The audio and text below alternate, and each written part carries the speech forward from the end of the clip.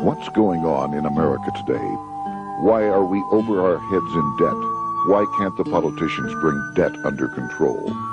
Why are so many people, often both parents now, working at low-paying, dead-end jobs and still making do with less? What's the future of the American economy and way of life? Why does the government tell us inflation is low when the buying power of our paychecks is declining at an alarming rate? Only a generation ago, bread was a quarter, and you could get a new car for $19.95. The problem is that since 1864, we've had a debt-based banking system. All our money is based on government debt. We cannot extinguish government debt without extinguishing our money supply. That's why talk of paying off the national debt without reforming our banking system is an impossibility. That's why the solution does not lie in discussing the size of the national debt, rather it lies in reforming our banking system. This is the Federal Reserve headquarters in Washington. It sits on this very impressive address, right on Constitution Avenue, right across from the Lincoln Memorial. But is it federal? Is it really part of the United States government? Well, what we're about to show you is that there's nothing federal about the Federal Reserve, and there are no reserves. The name is a deception created back before the Federal Reserve Act was passed in 1913 to make Americans think that America's central bank operates in the public interest. The truth is that the Federal Reserve is a private bank owned by private stockholders and run purely for their private profit. That's exactly correct. The Fed is a privately owned for-profit corporation which, again, has no reserves, at least no reserves available to back up the Federal Reserve notes, which is our common currency. Oh, absolutely. The Federal Reserve is neither federal and has doubtful reserves. It's a private bank that is owned by member banks. And it was chartered under the guise of deceit by an act of Congress in 1913. If there's still any doubt whether the Federal Reserve is a part of the U.S. government, check your local telephone book. In most cities, it is not listed in the blue government pages. It is listed in the business white pages right next to Federal Express, another private company. But more directly, U.S. courts have ruled time and time again that the Fed is a private corporation. Why can't Congress do something about the Fed? Most members of Congress just don't understand the system, and the few who do are afraid to speak up. For example, initially a veteran congressman from Chicago asked us if he could be interviewed for this video. However, both times our camera crew arrived at his office to do the interview, this was all we were able to film. The congressman never appeared, and eventually decided he no longer wanted to participate. But a few others in Congress have been bolder over the years. Here are 3 quick examples.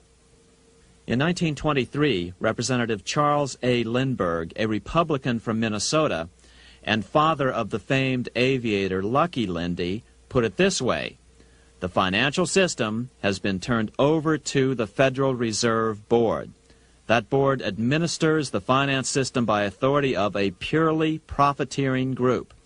The system is private, conducted for the sole purpose of obtaining the greatest possible profits from the use of other people's money. One of the most outspoken critics in Congress of the Fed was the former chairman of the House Banking and Currency Committee during the Great Depression years. Lewis T. McFadden, Republican of Pennsylvania, said in 1932, "We have in this country one of the most corrupt institutions the world has ever known. I refer to the Federal Reserve Board.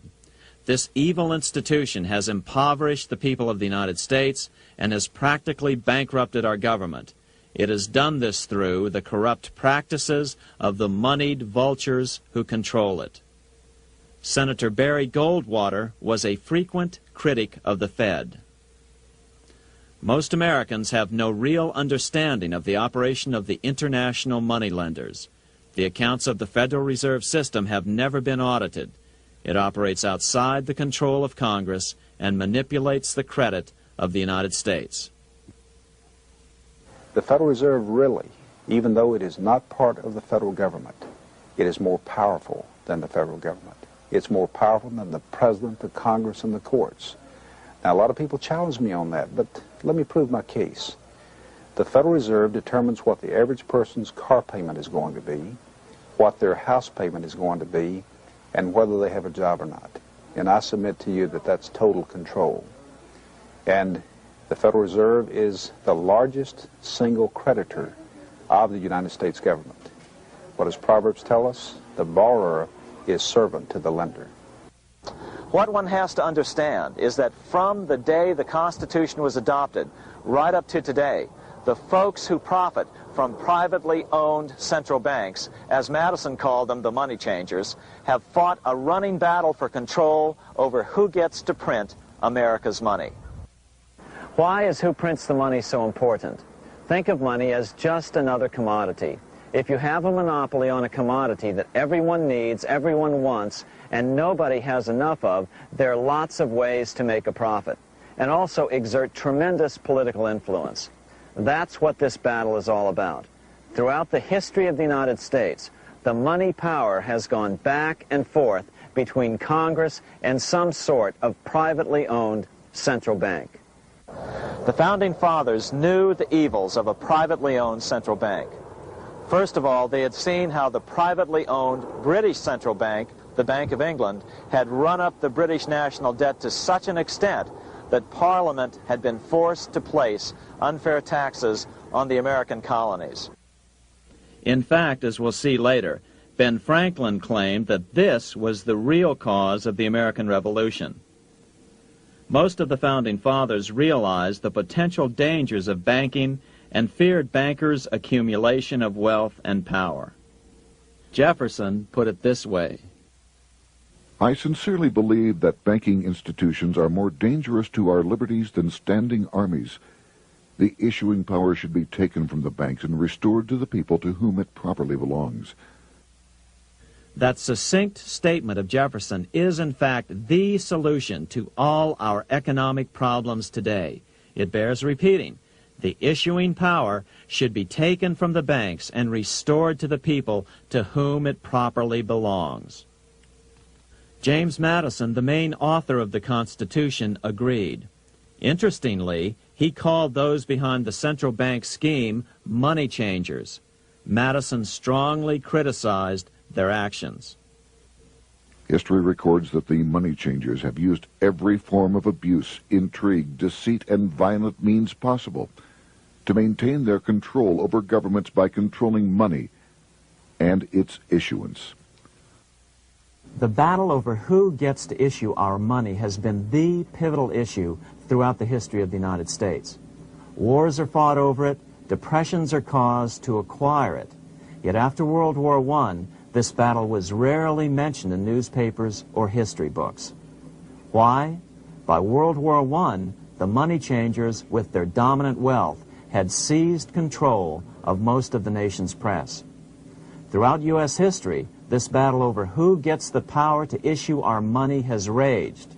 In fact, it's changed hands back and forth 8 times since 1764, yet this fact has virtually vanished from public view for over 3 generations behind a smokescreen emitted by Fed cheerleaders in the media.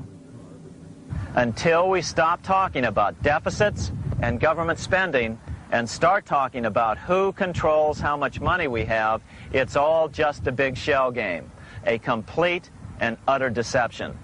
It won't matter if you pass an ironclad amendment to the Constitution mandating a balanced budget. Our situation is only going to get worse until we root out the cause at its source. What's the solution for our national problem? First of all, education. That's what this video presentation is all about. But secondly, we must act.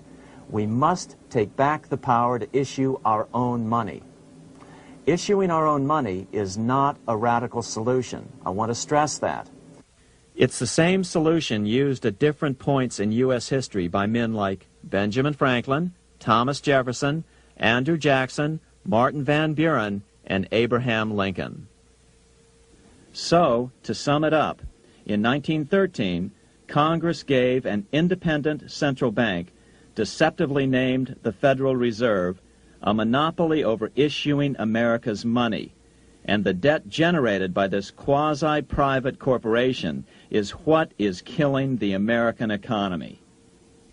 Though the Federal Reserve is now the most powerful central bank in the world, it was not the first. So where did this idea come from? To really understand the magnitude of the problem, we have to travel back to Europe. Just who are these money changers James Madison spoke of? In the Bible, 2,000 years ago, Jesus drove the money changers from the temple. It was the only time Jesus used force during his ministry. What were money changers doing in the temple? When Jews came to Jerusalem to pay their temple tax, they could only pay it with a special coin, the half shekel of the sanctuary. This was a half ounce of pure silver about this size.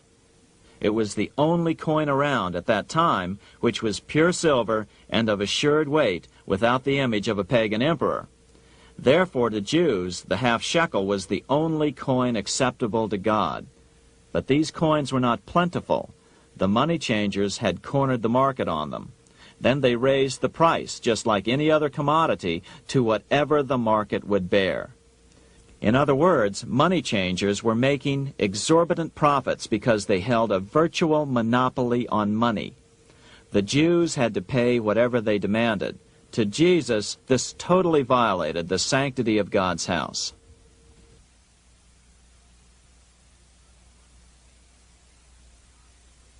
But the money-changing scam did not originate in Jesus' day.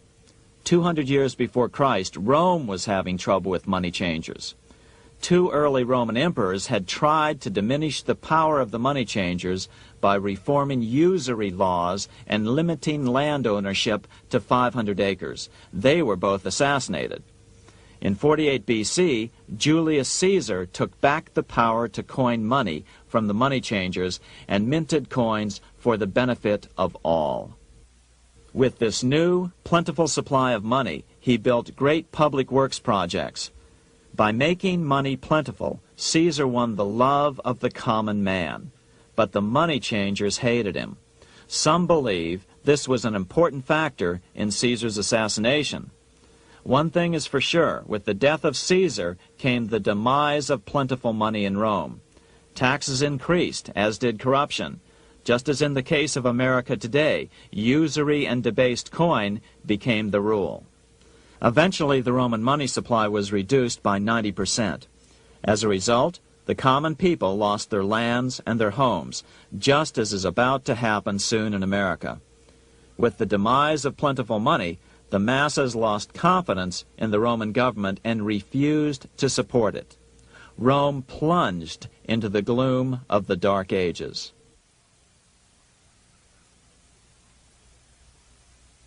A 1,000 years after the death of Christ, money changers, those who loan out and manipulate the quantity of money, were active in medieval England.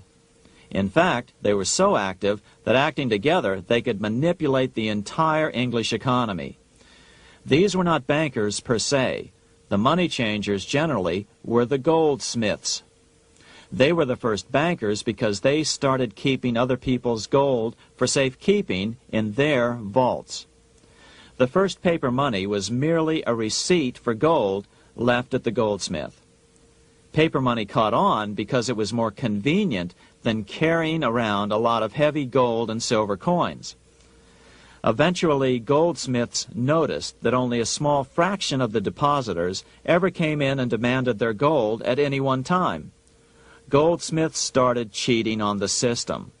They discovered that they could print more money than they had gold, and usually no one would be the wiser. Then they could loan out this extra money and collect interest on it. This was the birth of fractional reserve banking. That is, loaning out many times more money than you have assets on deposit. So, if $1,000 in gold were deposited with them, they could loan out about $10,000 in paper money and draw interest payments on it, and no one would ever discover the deception. By this means, goldsmiths gradually accumulated more and more wealth and used this wealth to accumulate more and more gold. Today, this practice of loaning out more money than there are reserves is known as fractional reserve banking. Every bank in the United States is allowed to loan out at least 10 times more money than they actually have. That's why they get rich on charging, let's say, 8% interest. It's not really 8% per year, which is their income. It's 80%. That's why bank buildings are always the largest in town. But does that mean that all interest or all banking should be illegal? Hardly. In the Middle Ages, canon law, the law of the Catholic Church, forbade charging interest on loans. This concept followed the teachings of Aristotle and St. Thomas Aquinas. They taught that the purpose of money was to serve the members of society, to facilitate the exchange of goods needed to lead a virtuous life. Interest, in their belief, hindered this purpose by putting an unnecessary burden on the use of money. In other words, interest was contrary to reason and justice.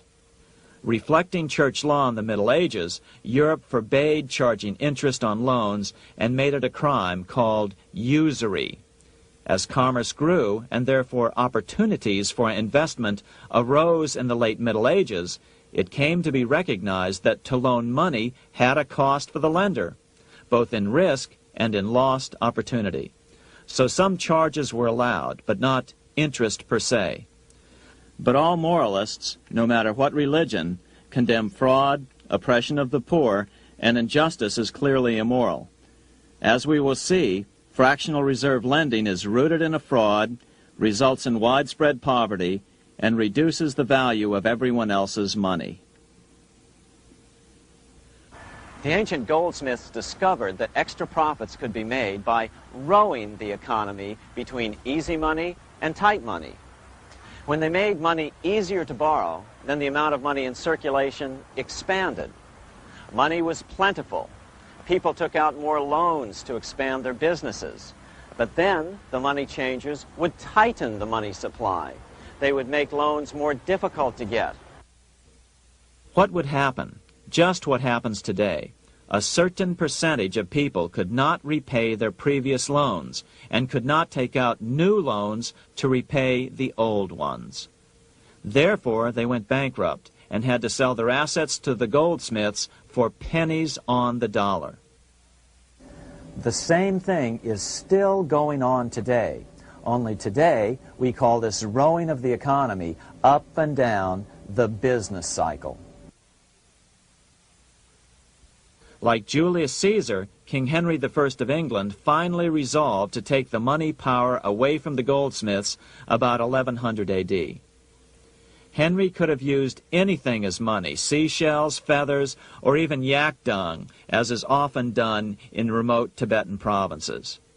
But he invented one of the most unusual money systems in history. It was called the tally stick system. Here I have one of the few surviving examples of this form of British money, which lasted 726 years until 1826, a tally stick. The tally system was adopted to avoid the monetary manipulation of the goldsmiths. Tally sticks were money fabricated out of sticks of polished wood. Notches were cut along one edge of the stick to indicate the denominations.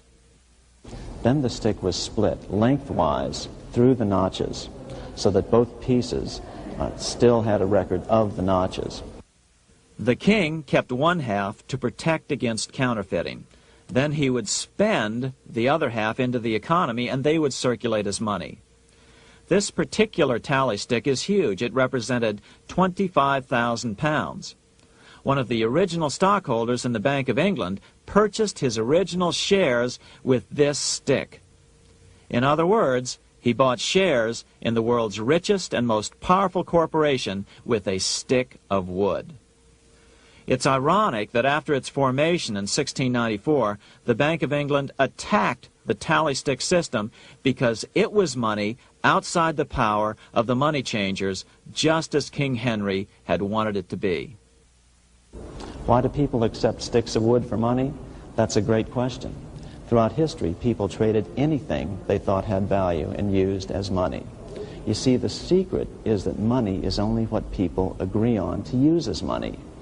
What's our paper money today? It's really just paper. But here's the trick. King Henry ordered that tally sticks had to be used to pay the king's taxes. This built-in demand for tally sticks immediately made them circulate and be accepted as money. And they worked well. In fact, no other form of money has worked so well for so long as tally sticks. Keep in mind, the British Empire was built under the tally stick system. The tally stick system succeeded despite the fact that the money changers constantly attacked it by offering the metal coin system as competition. In other words, metal coins never went completely out of circulation, but tally sticks hung on because they were good for the payment of taxes. Finally, in the 1500s, King Henry VIII relaxed the laws concerning usury, and the money changers wasted no time reasserting themselves. They quickly made their gold and silver money plentiful for a few decades. But when Queen Mary took the throne and tightened the usury laws again, the money changers renewed the hoarding of gold and silver coins, forcing the economy to plummet.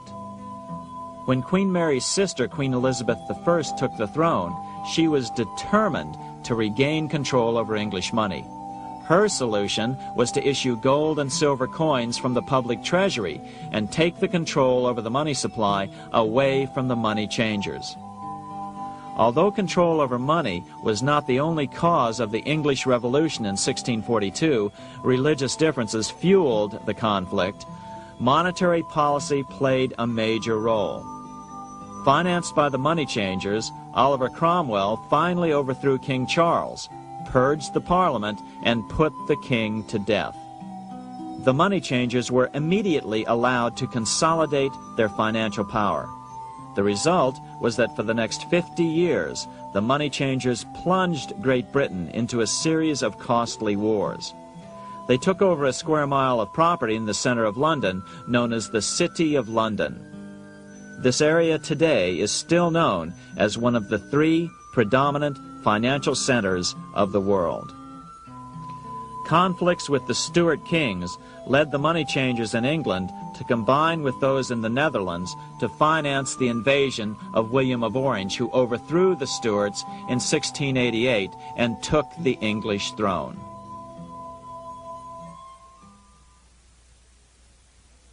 By the end of the 1600s, England was in financial ruin. 50 years of more or less continuous wars with France and Holland had exhausted her. Frantic government officials met with the money changers to beg for the loans necessary to pursue their political purposes. The price was high: a government-sanctioned, privately owned bank which could issue money created out of nothing. It was to be the modern world's first privately owned central bank, the Bank of England. Although it was deceptively called the Bank of England to make the general population think it was part of the government, it was not. Like any other private corporation, the Bank of England sold shares to get started. The investors, whose names were never revealed, were supposed to put up £1.25 million British pounds in gold coin to buy their shares in the bank, but only £750,000 was ever received.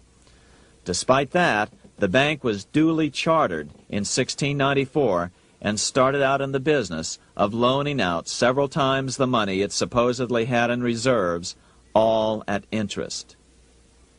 In exchange, the new bank would loan British politicians as much of the new currency as they wanted, as long as they secured the debt by direct taxation of the British people.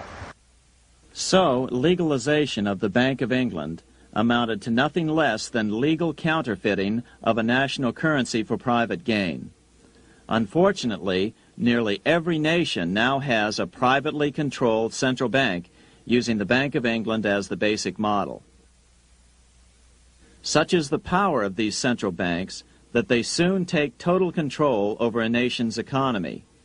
It soon amounts to nothing but a plutocracy, ruled by the rich.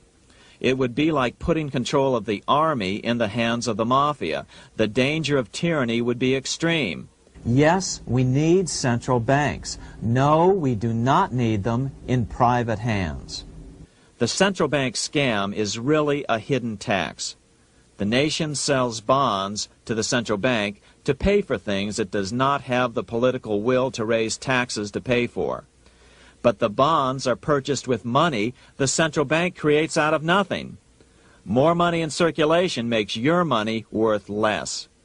The government gets as much money as it needs, and the people pay for it in inflation. The beauty of the plan is that not one person in 1,000 can figure it out because it's usually hidden behind complex-sounding economics gibberish. With the formation of the Bank of England, the nation was soon awash in money. Prices throughout the country doubled. Massive loans were granted for just about any wild scheme. One venture proposed to drain the Red Sea to recover gold supposedly lost when the Egyptian army drowned pursuing Moses and the Israelites. By 1698, government debt grew from the initial £1.25 million to £16 million. Naturally, taxes were increased and then increased again to pay for all of this.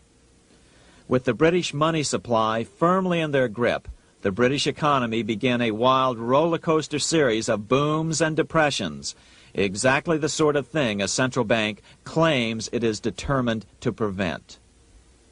There are two things which I think are intrinsic not just to the Bank of England but to central banking generally.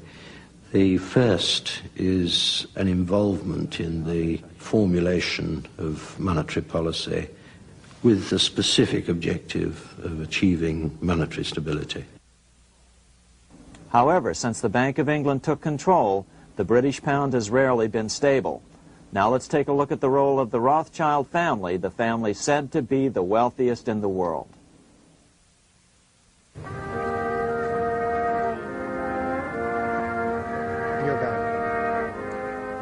This is Frankfurt, Germany. 50 years after the Bank of England opened its doors, a goldsmith named Amschel Moses Bauer opened a coin shop, a counting house, in 1743. And over the door he placed a sign depicting a Roman eagle on a red shield. The shop became known as the Red Shield Firm, or in German, Rothschild. When his son, Amschel Meyer Bauer, inherited the business, he decided to change his name to Rothschild.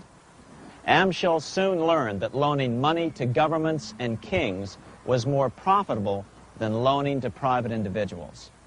Not only were the loans bigger, but they were secured by the nation's taxes.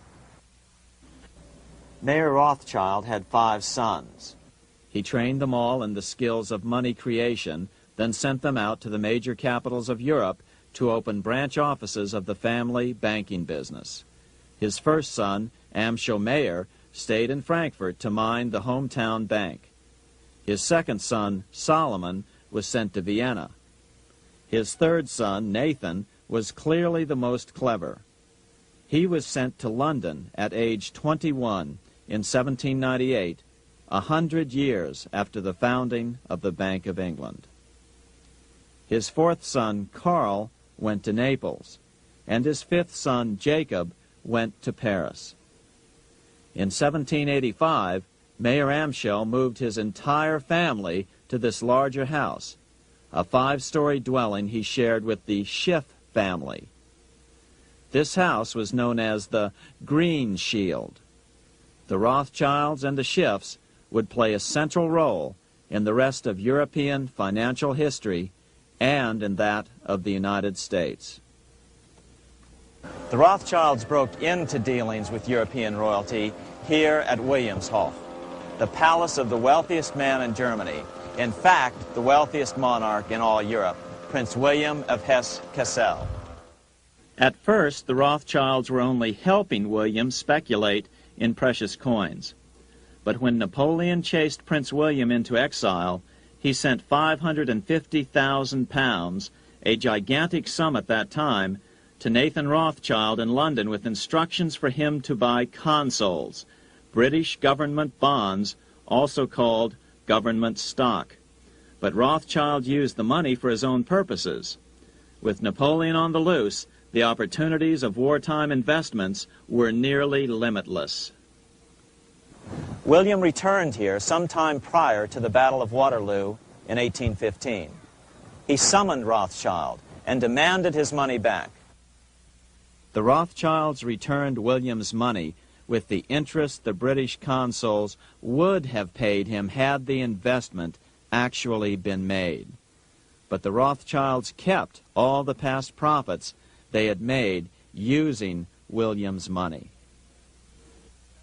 Nathan Rothschild later bragged that in the 17 years he'd been in England, he'd increased his original £20,000 stake given to him by his father by 2,500 times. By cooperating within the family, the Rothschilds soon grew unbelievably wealthy. By the mid-1800s, they dominated all European banking and were certainly the wealthiest family in the world. They financed Cecil Rhodes, making it possible for him to establish a monopoly over the diamond and gold fields of South Africa. In America, they financed the Harrimans and railroads, the Vanderbilts and railroads and the press, and Carnegie in the steel industry, among many others. In fact, during World War I, J.P. Morgan was thought to be the richest man in America. But after his death, it was discovered that he was actually only a lieutenant of the Rothschilds. Once Morgan's will was made public, it was discovered that he owned only 19% of J.P. Morgan companies. By 1850, James Rothschild, the heir of the French branch of the family, was said to be worth 600 million French francs, 150 million more than all the other bankers in France put together. He built this mansion called Ferrier, just east of Paris. Wilhelm I, on seeing it, exclaimed, "Kings couldn't afford this. It could only belong to a Rothschild." Another 19th century French commentator put it this way: "There is but one power in Europe, and that is Rothschild." There is no evidence that their predominant standing in European or world finance has changed. Now let's take a look at the results the Bank of England had produced on the British economy and how that later was the root cause of the American Revolution.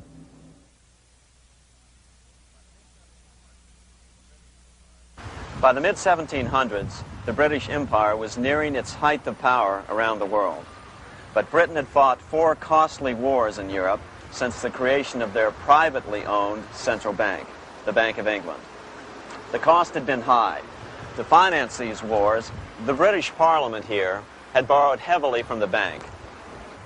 By the mid-1700s, the government's debt here in Britain was £140 million, a staggering sum for those days. Consequently, the British government embarked on a program of trying to raise revenues from their American colonies in order to make their interest payments to the bank. But in America, it was a different story.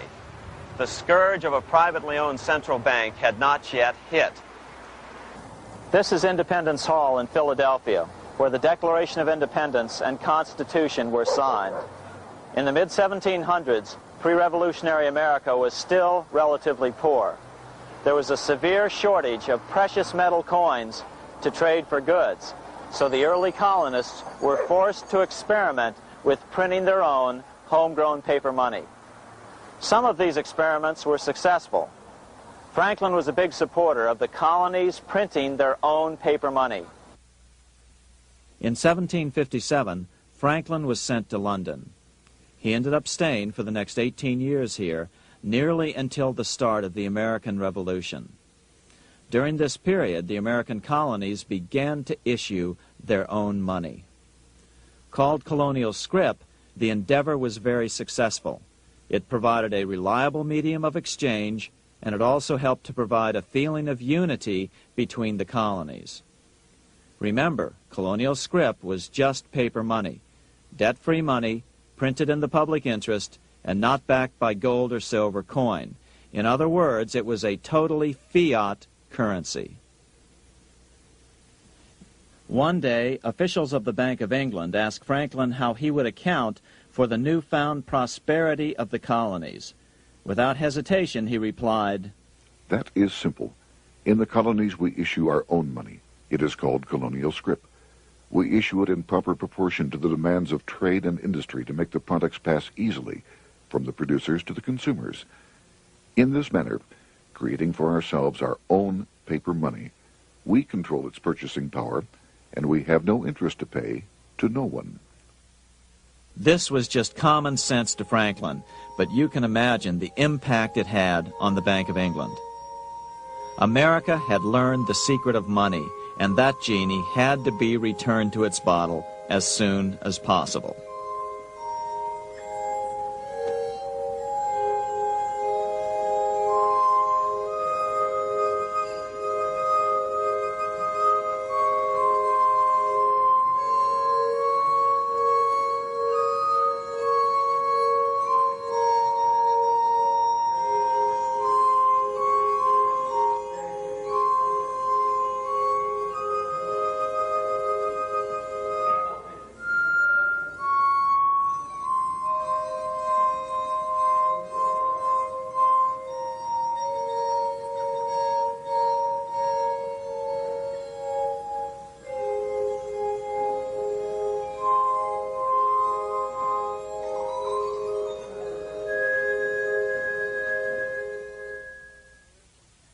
As a result, Parliament hurriedly passed the Currency Act of 1764.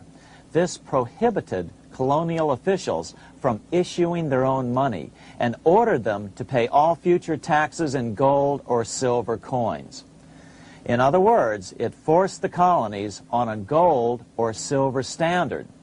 For those who still believe that a gold standard is the answer for America's current monetary problems, look what happened to America after that. Writing in his autobiography, Franklin said, "In 1 year, the conditions were so reversed that the era of prosperity ended and a depression set in to such an extent that the streets of the colonies were filled with unemployed."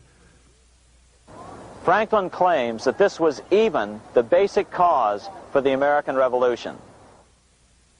As Franklin put it in his autobiography, "The colonies would gladly have borne a little tax on tea and other matters had it not been that England took away from the colonies their money, which created unemployment and dissatisfaction. The inability of the colonists to get the power to issue their own money permanently out of the hands of George III and the international bankers was the prime reason for the Revolutionary War." By the time the first shots were fired in Lexington, Massachusetts, on April 19, 1775, the colonies had been drained of gold and silver coin by British taxation. As a result, the Continental government had no choice but to print money to finance the war. At the start of the Revolution, the U.S. money supply stood at $12 million. By the end of the war, it was nearly $500 million. As a result, the currency was virtually worthless. Shoes sold for $5,000 a pair. Colonial scrip had worked because just enough was issued to facilitate trade. As George Washington lamented, "A wagon load of money will scarcely purchase a wagon load of provisions."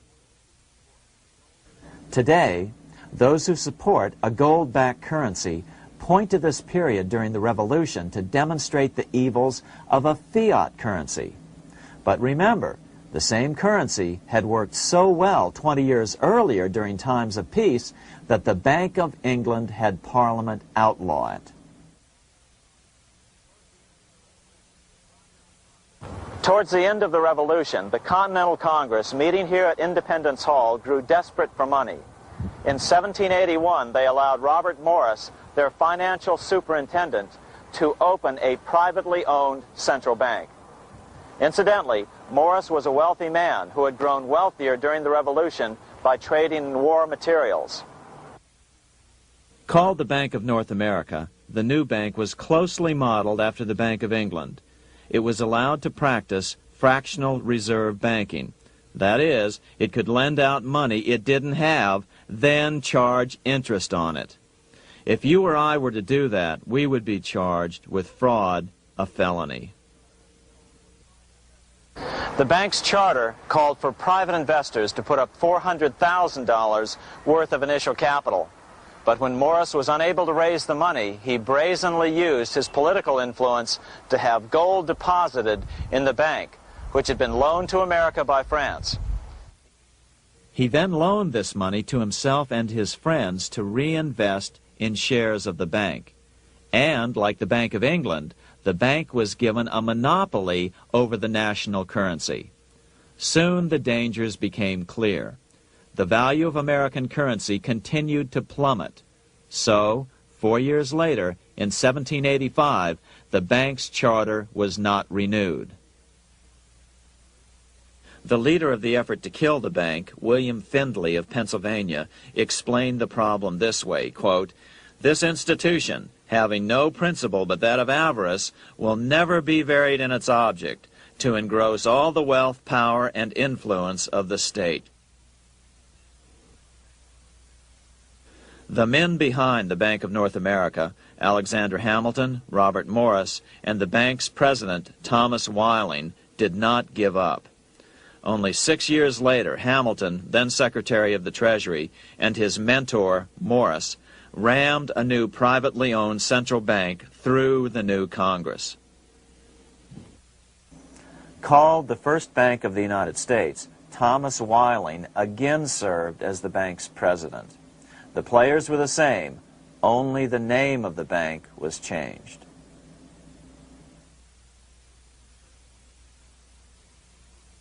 In 1787, colonial leaders assembled in Philadelphia to replace the ailing Articles of Confederation. As we saw earlier, both Thomas Jefferson and James Madison were unalterably opposed to a privately owned central bank. They had seen the problems caused by the Bank of England. They wanted nothing of it. As Jefferson later put it, "If the American people ever allow private banks to control the issue of their currency, first by inflation, then by deflation, the banks and the corporations which grow up around them will deprive the people of all property until their children wake up homeless on the continent their fathers conquered." during the debate over the future monetary system, another one of the founding fathers, Gouverneur Morris, castigated the motivations of the owners of the Bank of North America. Gouverneur Morris headed the committee that wrote the final draft of the Constitution. Morris knew the motivations of the bank well. Along with his old boss, Robert Morris, Gouverneur Morris and Alexander Hamilton were the ones who had presented the original plan for the Bank of North America to the Continental Congress in the last year of the Revolution. In a letter he wrote to James Madison on July 2nd, 1787, Gouverneur Morris revealed what was really going on. "The rich will strive to establish their dominion and enslave the rest. They always did. They always will. They will have the same effect here as elsewhere if we do not, by the power of government, keep them in their proper spheres." Despite the defection of Gouverneur Morris from the ranks of the bank, Hamilton, Robert Morris, Thomas Whiling, and their European backers were not about to give up. They convinced the bulk of the delegates to the Constitutional Convention to not give Congress the power to issue paper money. Most of the delegates were still reeling from the wild inflation of the paper currency during the Revolution. They had forgotten how well colonial scrip had worked before the war. But the Bank of England had not. The money changers could not stand to have America printing her own money again. So the Constitution is silent on the matter. This grievous defect left the door wide open for the money changers, just as they had planned.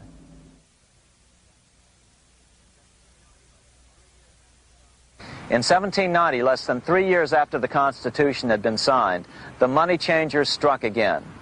The newly appointed first Secretary of the Treasury, Alexander Hamilton, proposed a bill to the Congress calling for a new, privately owned central bank. Coincidentally, that was the very year that Amschel Rothschild made his pronouncement from his flagship bank in Frankfurt. Let me issue and control a nation's money, and I care not who writes the laws. Alexander Hamilton was a tool of the international bankers, and he wanted to create the U.S. Bank, the BUS, or the Bank of the United States, and did so. Interestingly, one of Hamilton's first jobs after graduating from law school in 1782 was as an aide to Robert Morris, the head of the Bank of North America. In fact, the year before, Hamilton had written Morris a letter saying, "A national debt, if it is not excessive, will be to us a national blessing." A blessing to whom? After a year of intense debate, in 1791, Congress passed the bill and gave it a 20-year charter. The new bank was to be called the First Bank of the United States, or BUS. Here we are in front of the First Bank of the United States in Philadelphia. The bank was given a monopoly on printing U.S. currency, even though 80% of its stock would be held by private investors. The other 20% would be purchased by the U.S. government. But the reason was not to give the government a piece of the action. It was to provide the capital for the other 80% owners. As with the old Bank of North America and the Bank of England before that, the stockholders never paid the full amount for their shares. The U.S. government put up their initial $2 million in cash. Then the bank, through the old magic of fractional reserve lending, made loans to its charter investors so they could come up with the remaining $8 million of capital needed for this risk-free investment. Like the Bank of England, the name of the Bank of the United States was deliberately chosen to hide the fact that it was privately controlled. And like the Bank of England, the names of the investors in the bank were never revealed. Many years later, it was a common saying that the Rothschilds were the power behind the old Bank of the United States. The bank was sold to Congress as a way to bring stability to the banking system and eliminate inflation. So what happened? Over the first 5 years, the U.S. government borrowed $8.2 million from the Bank of the United States. In the same 5-year period, prices rose by 72%. Jefferson, as the new Secretary of State, watched the borrowing with sadness and frustration, unable to stop it. I wish it were possible to obtain a single amendment to our Constitution, taking from the federal government the power of borrowing. Millions of Americans feel the same way today. They watch in helpless frustration as the federal government borrows the American economy into oblivion. So, although it was called the First Bank of the United States, it was not the first attempt at a privately owned central bank in this country. As with the Bank of North America, the government put up most of the cash to get this private bank going, then the bankers loaned the money to each other to buy the remaining stock in the bank. It was a scam, plain and simple, and they wouldn't be able to get away with it for long. But first, we have to travel back to Europe to see how a single man was able to manipulate the entire British economy by obtaining the first news of Napoleon's final defeat.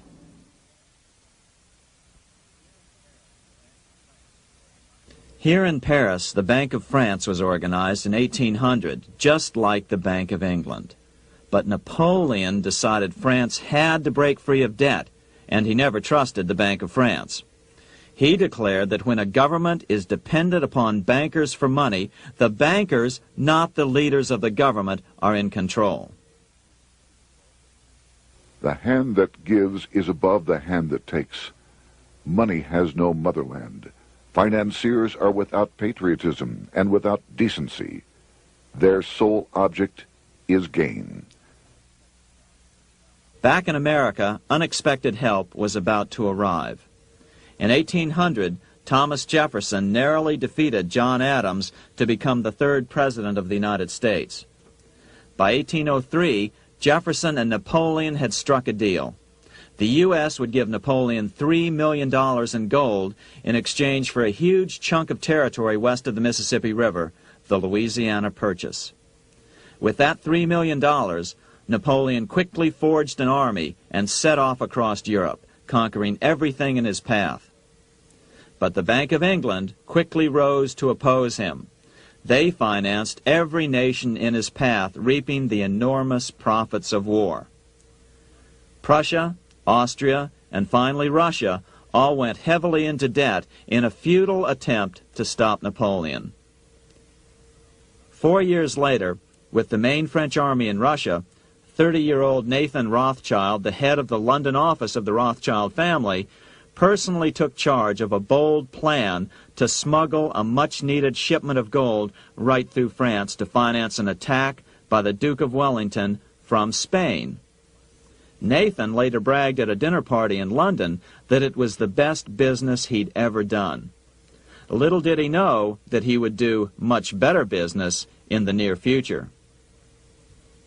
Wellington's attacks from the south and other defeats eventually forced Napoleon to abdicate, and Louis XVIII was crowned king.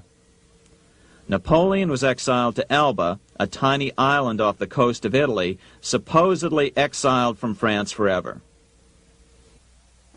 While Napoleon was in exile on Elba, temporarily defeated by England with the financial help of the Rothschilds, America was trying to break free of its central bank as well.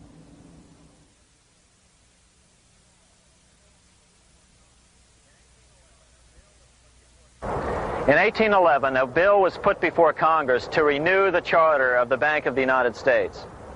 The debate grew very heated, and the legislatures of both Pennsylvania and Virginia passed resolutions asking Congress to kill the bank. The press corps of the day attacked the bank openly, calling it a great swindle, a vulture, a viper, and a cobra. Oh, to have an independent press once again in America. A congressman named P.B. Porter attacked the bank from the floor of Congress, saying if the bank's charter was renewed, Congress, quote, will have planted in the bosom of this Constitution a viper, which one day or another will sting the liberties of this country to the heart, close quote. Prospects didn't look that good for the bank. Some writers have even claimed that Nathan Rothschild warned that the United States would find itself involved in a most disastrous war if the bank's charter were not renewed. But it wasn't enough. When the smoke had cleared, the renewal bill was defeated by a single vote in the House and was deadlocked in the Senate. By now, America's fourth president, James Madison, was in the White House. Remember, Madison was a staunch opponent of the bank. His vice president, George Clinton, broke a tie in the Senate and sent the bank into oblivion. Within 5 months, England attacked the U.S., and the War of 1812 was on. But the British were still busy fighting Napoleon, and so the War of 1812 ended in a draw in 1814. Though the money changers were temporarily down, they were far from out. It would take them only another 2 years to bring back their bank bigger and stronger than ever.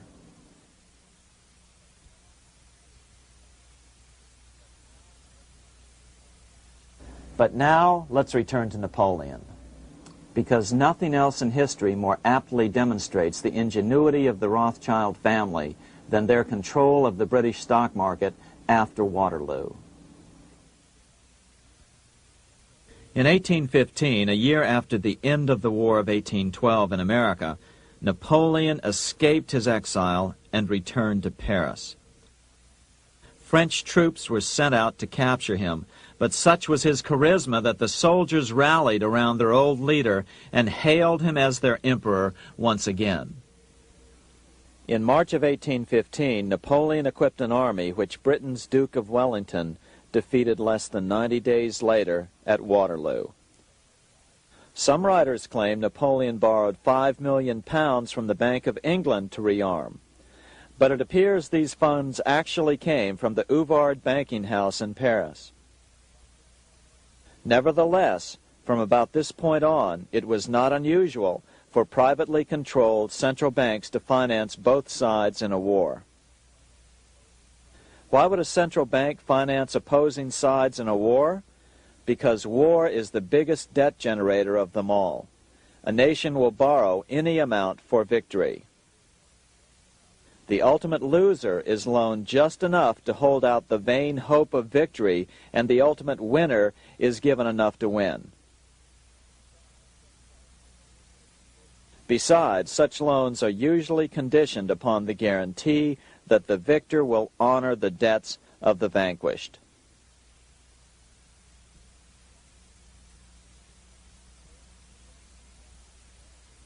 This is the Waterloo Battlefield, about 200 miles northeast of Paris, in what today is Belgium. Here Napoleon suffered his final defeat, but not before thousands of French and Englishmen gave their lives on a steamy summer day in July of 1815. Right over there, on June 18, 1815, 74,000 French troops met 67,000 troops from Britain and other European nations. The outcome was certainly in doubt. In fact, had Napoleon attacked a few hours earlier, he would probably have won the battle. But no matter who won or lost, back in London, Nathan Rothschild planned to use the opportunity to try to seize control over the British stock and bond market and possibly even the Bank of England. Rothschild stationed a trusted agent, a man named Rothworth, on the north side of the battlefield, closer to the English Channel. Once the battle had been decided, Rothworth took off for the Channel. He delivered the news to Nathan Rothschild a full 24 hours before Wellington's own courier. Rothschild hurried to the stock market and took up his usual position in front of an ancient pillar. All eyes were on him. The Rothschilds had a legendary communications network. If Wellington had been defeated and Napoleon was loose on the continent again, Britain's financial situation would become grave indeed. Rothschild looked saddened. He stood there motionless, eyes downcast. Then suddenly he began selling. Other nervous investors saw that Rothschild was selling. It could only mean one thing. Napoleon must have won, Wellington must have lost. The market plummeted. Soon everyone was selling their consols, their British government bonds, and prices dropped sharply. But then Rothschild started secretly buying up the consols through his agents for only a fraction of their worth hours before. Myths, legends, you say? 100 years later, the New York Times ran a story which said that Nathan's grandson had attempted to secure a court order to suppress a book with this stock market story in it. The Rothschild family claimed the story was untrue and libelous, but the court denied the Rothschilds' request and ordered the family to pay all court costs.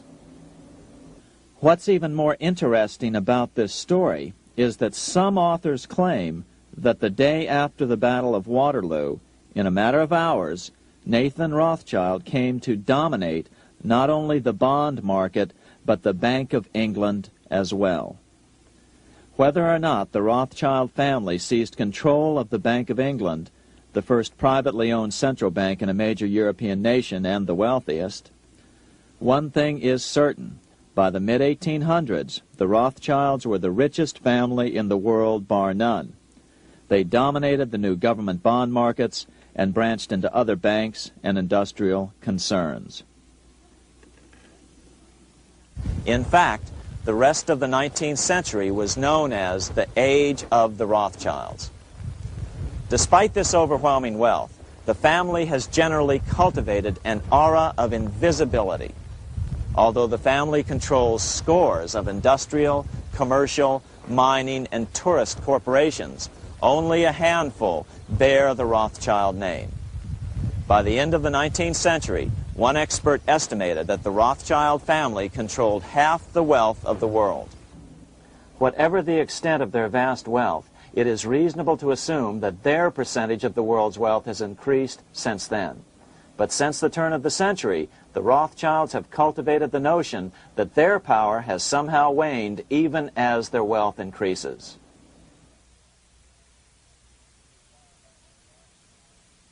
Meanwhile, back in Washington in 1816, just 1 year after Waterloo and Rothschild's alleged takeover of the Bank of England, the American Congress passed a bill permitting yet another privately owned central bank. This bank was called the Second Bank of the United States. The new bank's charter was a copy of the previous bank's. The U.S. government would own 20% of the shares of the bank.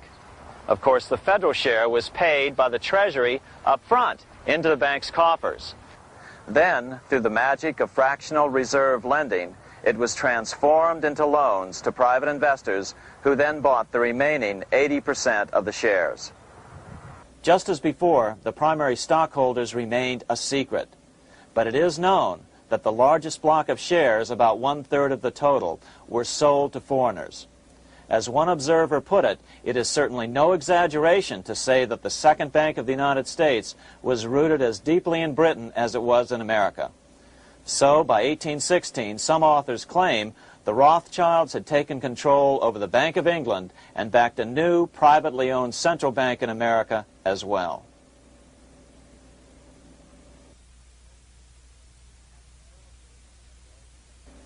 After 12 years of manipulations of the U.S. economy on the part of the Second Bank of the U.S., the American people had had just about enough. Opponents of the bank nominated a dignified senator from Tennessee, Andrew Jackson, the hero of the Battle of New Orleans, to run for president. This is his home, the Hermitage. No one gave Jackson a chance initially. The bank had long ago learned how the political process could be controlled with money. To the surprise and dismay of the money changers, Jackson was swept into office in 1828. Jackson was determined to kill the bank at the first opportunity and wasted no time in trying to do so. But the bank's 20-year charter didn't come up for renewal until 1836, the last year of his second term, if he could survive that long.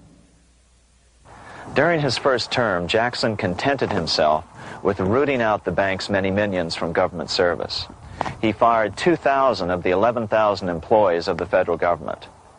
In 1832, with his re-election approaching, the bank struck an early blow, hoping Jackson would not want to stir up controversy. They asked Congress to pass a renewal bill 4 years early. Naturally, Congress complied, then sent it to the president for signing. But Jackson weighed in with both feet. Old Hickory, never a coward, vetoed the bill. His veto message is one of the great American documents. It clearly lays out the responsibility of the American government towards its citizens, rich and poor. It is not our own citizens only who are to receive the bounty of our government. More than 8 million of the stock of this bank are held by foreigners. Is there no danger to our liberty and independence in a bank that in its nature has so little to bind it to our country? Controlling our currency, receiving our public monies, and holding thousands of our citizens' independence would be more formidable and dangerous than a military power of the enemy. If government would confine itself to equal protection and, as heaven does its rains, shower its favor alike on the high and the low, the rich and the poor, it would be an unqualified blessing. In the act before me, there seems to be a wide and unnecessary departure from these just principles. Later that year, in July 1832, Congress was unable to override Jackson's veto. Now Jackson had to stand for re-election. Jackson took his argument directly to the people. For the first time in U.S. history, Jackson took his presidential campaign on the road. Before then, presidential candidates stayed at home and looked presidential. His campaign slogan was "Jackson and no bank." The The National Republican Party ran Senator Henry Clay against Jackson. Despite the fact that the bankers poured over $3 million into Clay's campaign, Jackson was reelected by a landslide in November of 1832. Despite his presidential victory, Jackson knew the battle was only beginning. "The hydra of corruption is only scotched, not dead," said the newly elected president. Jackson ordered his new Secretary of Treasury, Lewis McLean, to start removing the government's deposits from the second bank and start placing them in state banks. But McLean refused to do so. Jackson fired him and appointed William J. Duane as the new Secretary of the Treasury. Duane also refused to comply with the president's requests, and so Jackson fired him as well and then appointed Roger B. Taney to the office. Taney did withdraw government funds from the bank starting on October 1st, 1833. Jackson was jubilant. "I have it chained. I'm ready with screws to draw every tooth and then the stumps." But the bank was not yet done fighting. Its head, Nicholas Biddle, used his influence to get the Senate to reject Taney's nomination. Then, in a rare show of arrogance, Biddle threatened to cause a depression if the bank was not rechartered. This worthy president thinks that because he has scalped Indians and imprisoned judges, he is to have his way with the bank. He is mistaken. Next, in an unbelievable fit of honesty for a central banker, Biddle admitted that the bank was going to make money scarce to force Congress to restore the bank. Nothing but widespread suffering will produce any effect on Congress. Our only safety is in pursuing a steady course of firm restriction, and I have no doubt that such a course will ultimately lead to restoration of the currency and the recharter of the bank. What a stunning revelation. Here was the pure truth, revealed with shocking clarity.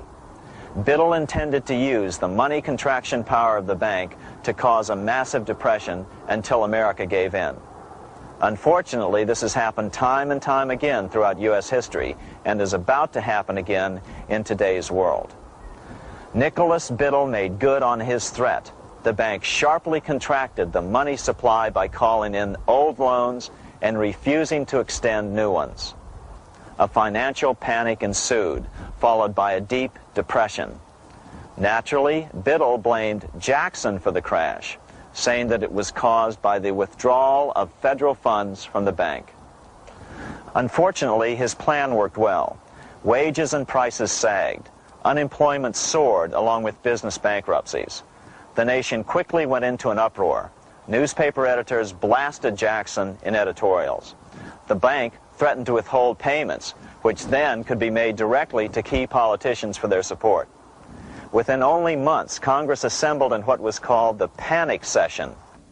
6 months after he had withdrawn funds from the bank, Jackson was officially censured by a resolution which passed the Senate by a vote of 26 to 20. It was the first time a president had ever been censured by Congress. Jackson lashed out at the bank. "You are a den of vipers. I intend to rout you out, and by eternal God, I will rout you out." America's fate teetered on a knife edge.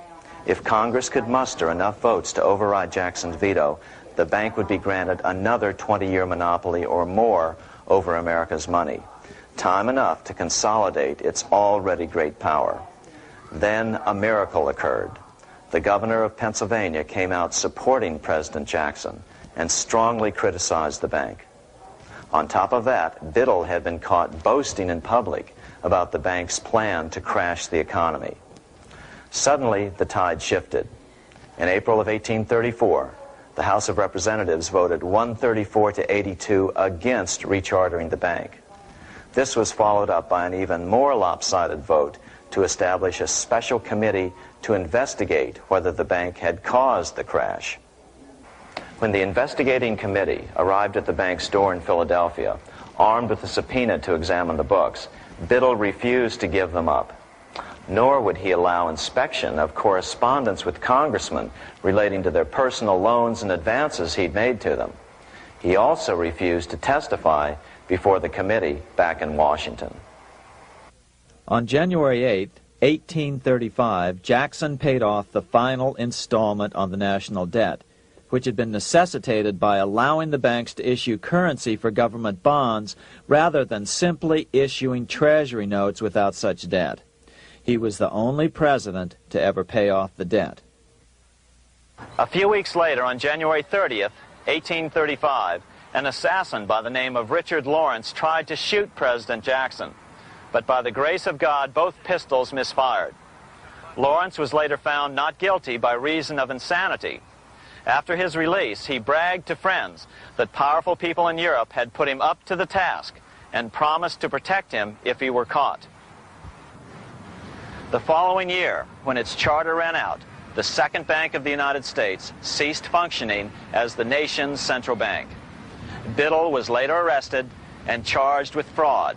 He was tried and acquitted, but died shortly thereafter while still tied up in civil suits. After his second term as president, Jackson retired here to the Hermitage outside of Nashville to live out his life. He is still remembered here for his determination to kill the bank.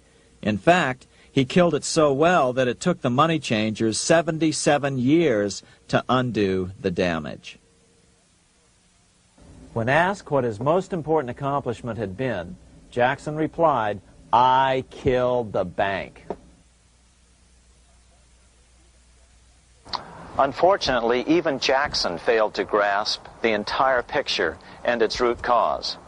Although Jackson had killed the central bank, the most insidious weapon of the money changers, fractional reserve banking, remained in use by the numerous state-chartered banks. This fueled economic instability in the years before the Civil War. Still, the central bankers were out, and as a result, America thrived as it expanded westward. During this time, the principal money changers struggled to regain their lost centralized power, but to no avail. Then, finally, they reverted to the old central bankers' formula: war to create debt and dependency. If they couldn't get their central bank any other way, America could be brought to its knees by plunging it into a civil war, just as they had done in 1812 after the first Bank of the United States was not rechartered. 1 month after the inauguration of Abraham Lincoln, the first shots of the American Civil War were fired here at Fort Sumter, South Carolina, on April 12, 1861. Certainly slavery was a cause for the Civil War, but not the primary cause. Lincoln knew that the economy of the South depended upon slavery, and so before the Civil War, he had no intention of eliminating it. Lincoln had put it this way in his inaugural address only 1 month earlier.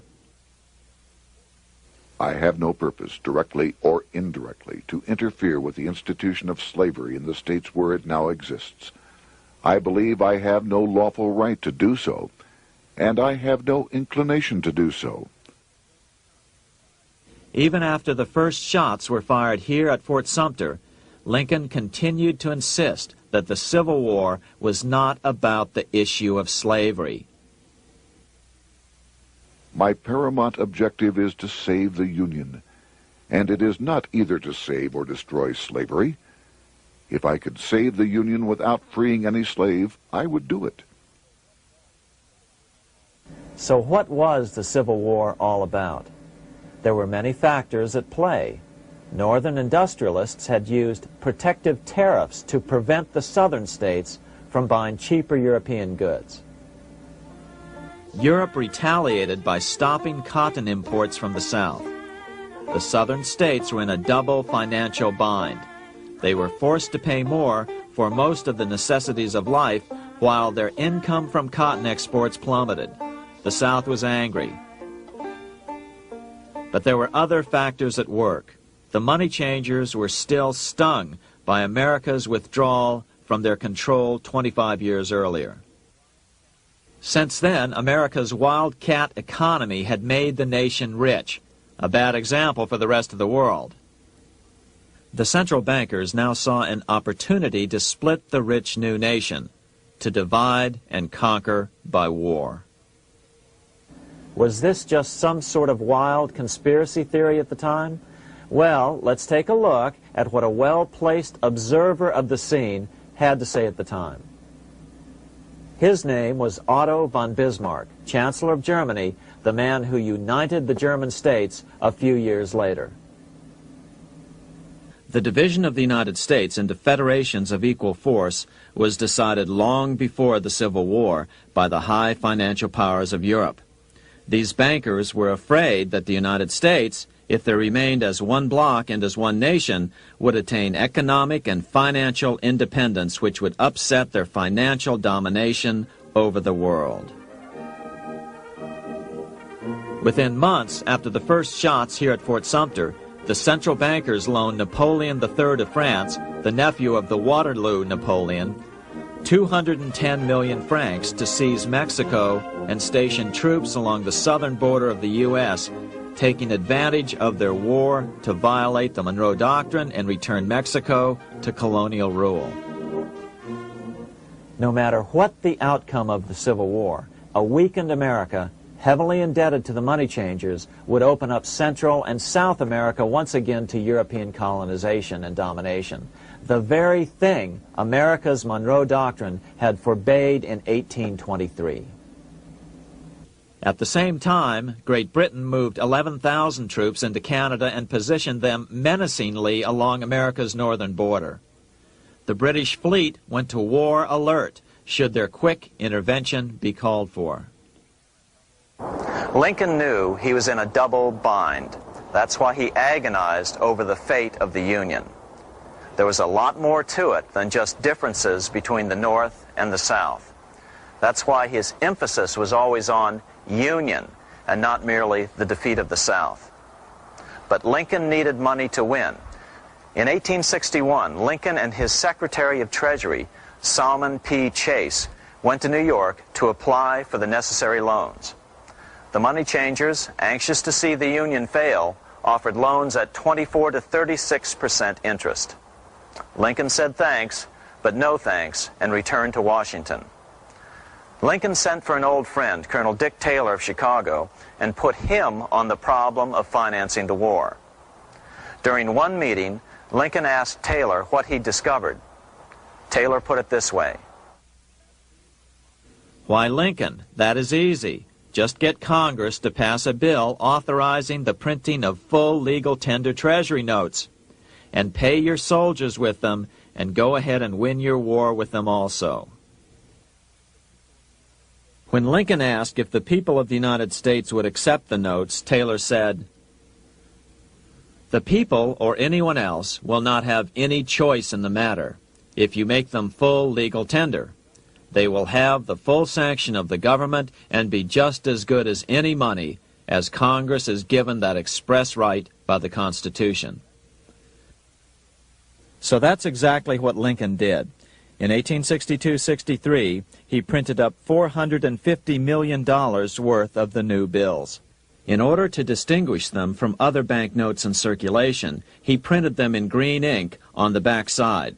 That's why the notes were called greenbacks. With this new money, Lincoln paid the troops and bought their supplies. During the course of the war, nearly $450 million worth of greenbacks were printed at no interest to the federal government. Lincoln understood who was really pulling the strings and what was at stake for the American people. This is how he explained his rationale. The government should create, issue, and circulate all the currency and credit needed to satisfy the spending power of the government and the buying power of consumers. The privilege of creating and issuing money is not only the supreme prerogative of government, but it is the government's greatest creative opportunity. By the adoption of these principles, the taxpayers will be saved immense sums of interest. Money will cease to be master and become the servant of humanity. A truly incredible editorial in the London Times explained the central bankers' attitude towards Lincoln's greenbacks. If this mischievous financial policy, which has its origins in North America, shall become indurated down to a fixture, then That government will furnish its own money without cost. It will pay off debts and be without debt. It will have all the money necessary to carry on its commerce. It will become prosperous without precedent in the history of the world. The brains and wealth of all countries will go to North America. That country must be destroyed, or it will destroy every monarchy on the globe. The scheme was effective, so effective that the next year, 1863, with Federal and Confederate troops beginning to mass for the decisive battle of the Civil War, and the Treasury in need of further congressional authority to issue more greenbacks, Lincoln allowed the bankers to push through the National Bank Act. These new national banks would operate under a virtual tax-free status and collectively had the exclusive monopoly power to create the new form of money, banknotes. Though greenbacks continued to circulate, their numbers were not increased. But most importantly, from this point on, the entire U.S. money supply would be created out of debt by bankers buying U.S. government bonds and issuing them for reserves for banknotes. As historian John Kenneth Galbraith explained it, in numerous years following the war, the federal government ran a heavy surplus.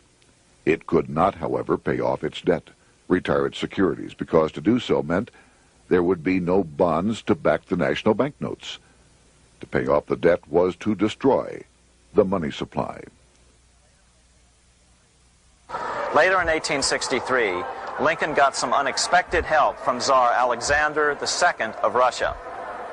The Tsar, like Bismarck in Germany, knew what the international money changers were up to and had steadfastly refused to let them set up a central bank in Russia. If America survived and was able to remain out of their clutches, the Tsar's position would remain secure. If the bankers were successful at dividing America and giving the pieces back to Great Britain and France, both nations under control of their central banks, eventually they would threaten Russia again. So the Tsar gave orders that if either England or France actively intervened and gave aid to the South, Russia would consider such action as a declaration of war. He did the same with part of his Pacific Fleet and sent them to port in San Francisco. Lincoln was reelected the next year, 1864. Had he lived, he would surely have killed the national bank's money monopoly extracted from him during the war. On November 21, 1864, he wrote a friend the following: The money power preys upon the nation in times of peace and conspires against it in times of adversity. It is more despotic than monarchy, more insolent than autocracy, more selfish than bureaucracy. Shortly before Lincoln was murdered, his former Secretary of Treasury, Salmon P. Chase, bemoaned his role in helping secure the passage of the National Banking Act only 1 year earlier.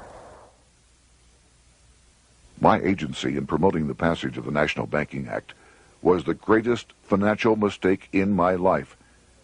It has built up a monopoly which affects every interest in the country.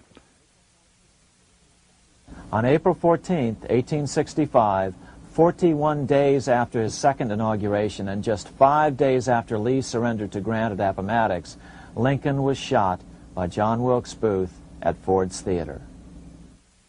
Bismarck, Chancellor of Germany, lamented the death of Abraham Lincoln. The death of Lincoln was a disaster for Christendom. There was no man in the United States great enough to wear his boots. I fear that foreign bankers, with their craftiness and torturous tricks, will entirely corrupt the exuberant riches of America and use it systematically to corrupt modern civilization. They will not hesitate to plunge the whole of Christendom into wars and chaos in order that the earth should become their inheritance. Bismarck well understood the money changers' plan. Allegations that international bankers were responsible for Lincoln's assassination surfaced in Canada 70 years later in 1934. Gerald G. McGeer, a popular and well-respected Canadian attorney, revealed this stunning charge in a 5-hour speech before the Canadian House of Commons, blasting Canada's debt-based money system. Remember, it was 1934, the height of the Great Depression, which was ravaging Canada as well. McGeer had obtained evidence deleted from the public record, provided to him by Secret Service agents at the trial of John Wilkes Booth, after Booth's death. McGeer said it showed that Booth was a mercenary working for the international bankers. According to an article in the Vancouver Sun of May 2nd, 1934, Abraham Lincoln, the martyred emancipator of the slaves, was assassinated through the machinations of a group representative of the international bankers who feared the United States president's national credit ambitions. There was only one group in the world at that time who had any reason to desire the death of Lincoln. They were the men opposed to his national currency program and who had fought him throughout the whole Civil War on his policy of greenback currency. Interestingly, McGeer claimed that Lincoln was assassinated not only because international bankers wanted to reestablish a central bank in America, but because they also wanted to base America's currency on gold. Gold they controlled. In other words, put America on a gold standard. Lincoln had done just the opposite by issuing U.S. notes, greenbacks, which were based purely on the good faith and credit of the United States. The article quoted McGeer as saying, "They were the men interested in the establishment of the gold standard and the right of the bankers to manage the currency and credit of every nation in the world. With Lincoln out of the way, they were able to proceed with that plan and did proceed with it in the United States. Within 8 years after Lincoln's assassination, silver was demonetized and the gold standard money system set up in the United States." Not since Lincoln has the U.S. issued debt-free United States notes. These red-sealed bills, which were issued in 1963, were not a new issue from President Kennedy, but merely the old greenbacks reissued year after year. In another act of folly and ignorance, the 1994 Regal Act actually authorized the replacement of Lincoln's greenbacks with debt-based notes. In other words, greenbacks were in circulation in the United States until 1994. Why was silver bad for the bankers and gold good? Simple. Because silver was plentiful in the United States. It was very hard to control. Gold was, and always has been, scarce. Throughout history, it has been relatively easy to monopolize gold, but silver has historically been 15 times more plentiful. With Lincoln out of the way, the money changers' next objective was to gain complete control over America's money. This was no easy task. With the opening of the American West, silver had been discovered in huge quantities. On top of that, Lincoln's greenbacks were generally popular. Despite the European central bankers' deliberate attacks on greenbacks, they continued to circulate in the United States, in fact, until a few years ago. According to historian W. Cleon Skousen, right after the Civil War, there was considerable talk about reviving Lincoln's brief experiment with the constitutional monetary system. Had not the European Money Trust intervened, it would have no doubt become an established institution. it is clear that the concept of America printing her own debt-free money sent shockwaves throughout the European central banking elite. They watched with horror as Americans clamored for more greenbacks. They may have killed Lincoln, but support for his monetary ideas grew. On April 12, 1866, nearly 1 year to the day of Lincoln's assassination, Congress went to work at the bidding of the European central banking interests. It passed the Contraction Act, authorizing the Secretary of the Treasury to begin to retire some of the greenbacks in circulation and thereby contract the money supply. Authors Theodore R. Thorin and Richard F. Warner explained the results of the money contraction in their classic book on the subject, The Truth in Money Book. The hard times which occurred after the Civil War could have been avoided if the greenback legislation had continued as President Lincoln had intended. Instead, there were a series of money panics, what we call recessions, which put pressure on Congress to enact legislation to place the banking system under centralized control. Eventually, the Federal Reserve Act was passed on December 23, 1913. In other words, the money changers wanted two things: the reinstitution of a central bank under their exclusive control, and two, an American currency backed by gold.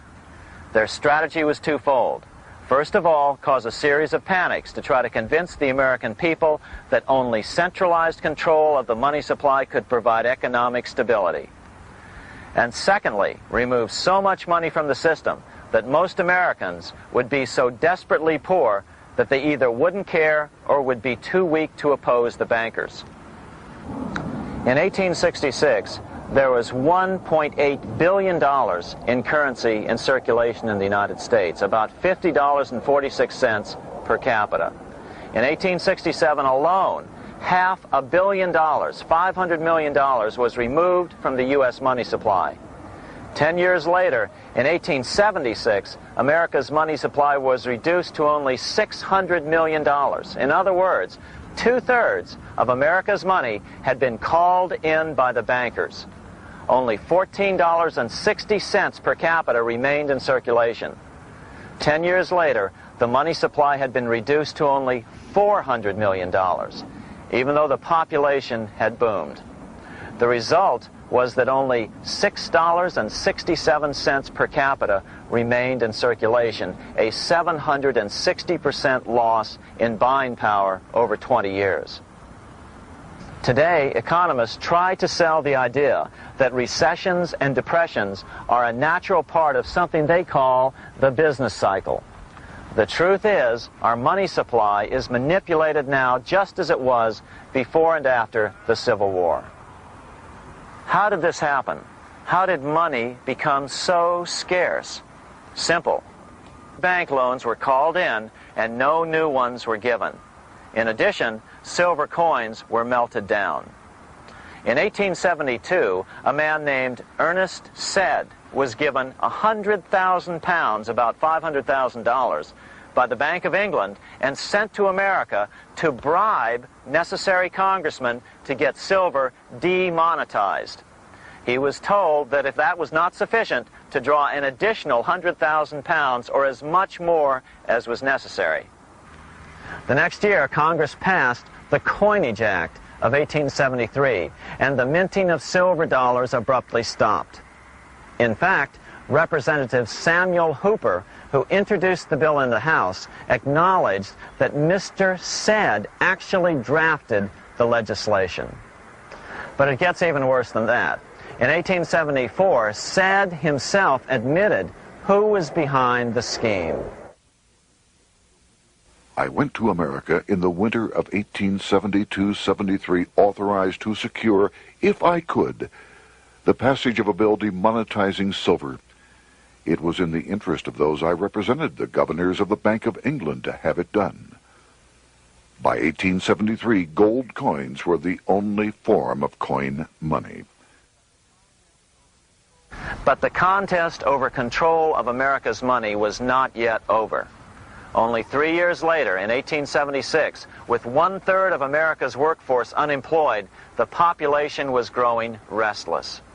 People were clamoring for a return to the greenback money system of President Lincoln, or a return to silver money, anything that would make money more plentiful.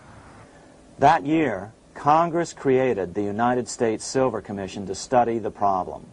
Their report clearly blamed the monetary contraction on the national bankers. The report is interesting because it compares the deliberate money contraction by the national bankers after the Civil War to the fall of the Roman Empire. The disaster of the Dark Ages was caused by decreasing money and falling prices. Without money, civilization could not have had a beginning, and with a diminishing supply, it must languish, and unless relieved, finally perish. At the Christian era, the metallic money of the Roman Empire amounted to $1,800,000,000. By the end of the 15th century, it had shrunk to less than $200 million. History records no other such disastrous transition as that from the Roman Empire to the Dark Ages.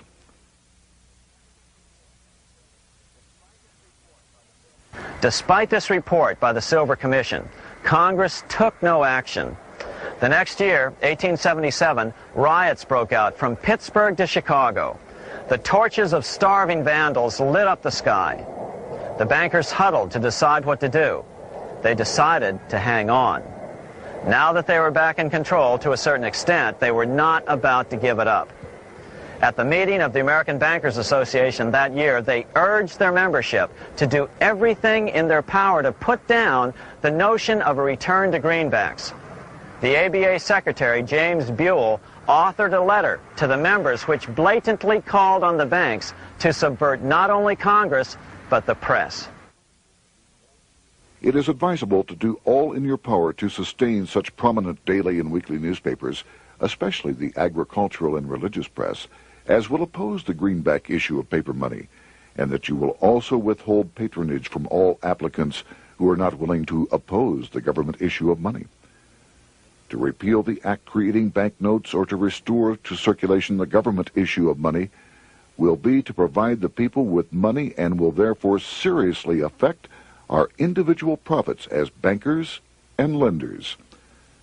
See your congressman at once and engage him to support our interest that we may control legislation.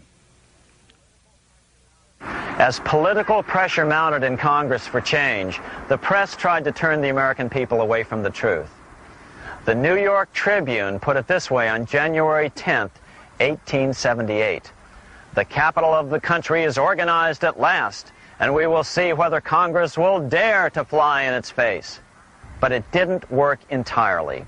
On February 28, 1878, Congress passed the Sherman Law, allowing the minting of a limited number of silver dollars, ending the 5-year hiatus. This did not end gold backing of the currency, however, nor did it completely free silver. Previous to 1873, anyone who brought silver to the U.S. Mint could have it struck into silver dollars free of charge. No longer. But at least some money began to flow back into the economy again. With no further threat to their control, the bankers loosened up on loans, and the post-Civil War depression was finally ended. 3 years later, the American people elected Republican James Garfield president. Garfield understood how the economy was being manipulated. As a congressman, he had been chairman of the Appropriations Committee and was a member of Banking and Currency. After his inauguration, he slammed the money changers publicly in 1881. Whoever controls the volume of money in any country is absolute master of all industry and commerce. And when you realize that the entire system is very easily controlled, one way or another, by a few powerful men at the top, you will not have to be told how periods of inflation and depression originate. Unfortunately, within a few weeks of making this statement, on July 2nd of 1881, President Garfield was assassinated.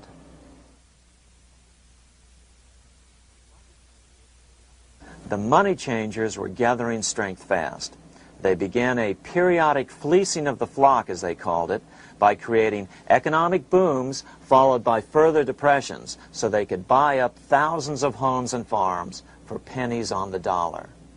In 1891, the money changers prepared to take the American economy down again, and their methods and motives were laid out with shocking clarity in a memo sent out by the American Bankers Association, the ABA, an organization in which most bankers were members. Notice that this memo called for bankers to create a depression on a certain date 3 years in the future. According to the congressional record, here's how it read in part. On September 1st, 1894, we will not renew our loans under any consideration. On September 1st, we will demand our money. We will foreclose and become mortgagees in possession. We can take 2/3 of the farms west of the Mississippi and thousands of them east of the Mississippi as well at our price. Then the farmers will become tenants, as in England. These depressions could be controlled because America was on the gold money standard. Since gold is scarce, it's one of the easiest commodities to manipulate. People wanted silver money legalized again so they could escape the stranglehold the money changers had on gold money. People wanted silver money reinstated, reversing Mr. Said's Act of 1873, by then called the Crime of 73. By 1896, the issue of more silver money had become the central issue in the presidential campaign. William Jennings Bryan, a senator from Nebraska, ran for president as a Democrat on the free silver issue. At the Democratic National Convention in Chicago, he made an emotional speech which won him the nomination, entitled Crown of Thorns and Cross of Gold. Though Bryan was only 36 years old at the time, this speech is widely regarded as the most famous oration ever made before a political convention. In the dramatic conclusion, Bryan said, "We will answer their demand for a gold standard by saying to them, you shall not press down upon the brow of labor this crown of thorns. You shall not crucify mankind upon a cross of gold." The bankers lavishly supported the Republican candidate, William McKinley, who favored the gold standard. The resulting contest was amongst the most fiercely contested presidential races in American history. Bryan made over 600 speeches in 27 states. The McKinley campaign got manufacturers and industrialists to inform their employees that if Bryan were elected, all factories and plants would close and there would be no work. The ruse succeeded. McKinley beat Bryan by a small margin. Bryan ran for president again in 1900 and in 1908, but fell short each time. During the 1912 Democratic Convention, Bryan was a powerful figure who helped Woodrow Wilson win the nomination. When Wilson became president, he appointed Bryan as Secretary of State, but Bryan soon became disenchanted with the Wilson administration. Bryan served only 2 years in the Wilson administration before resigning in 1915 over the highly suspicious sinking of the Lusitania, the event which was used to drive America into World War I. Although William Jennings Bryan never gained the presidency, his efforts delayed the money changers for 17 years from attaining their next goal, a new, privately owned central bank for America.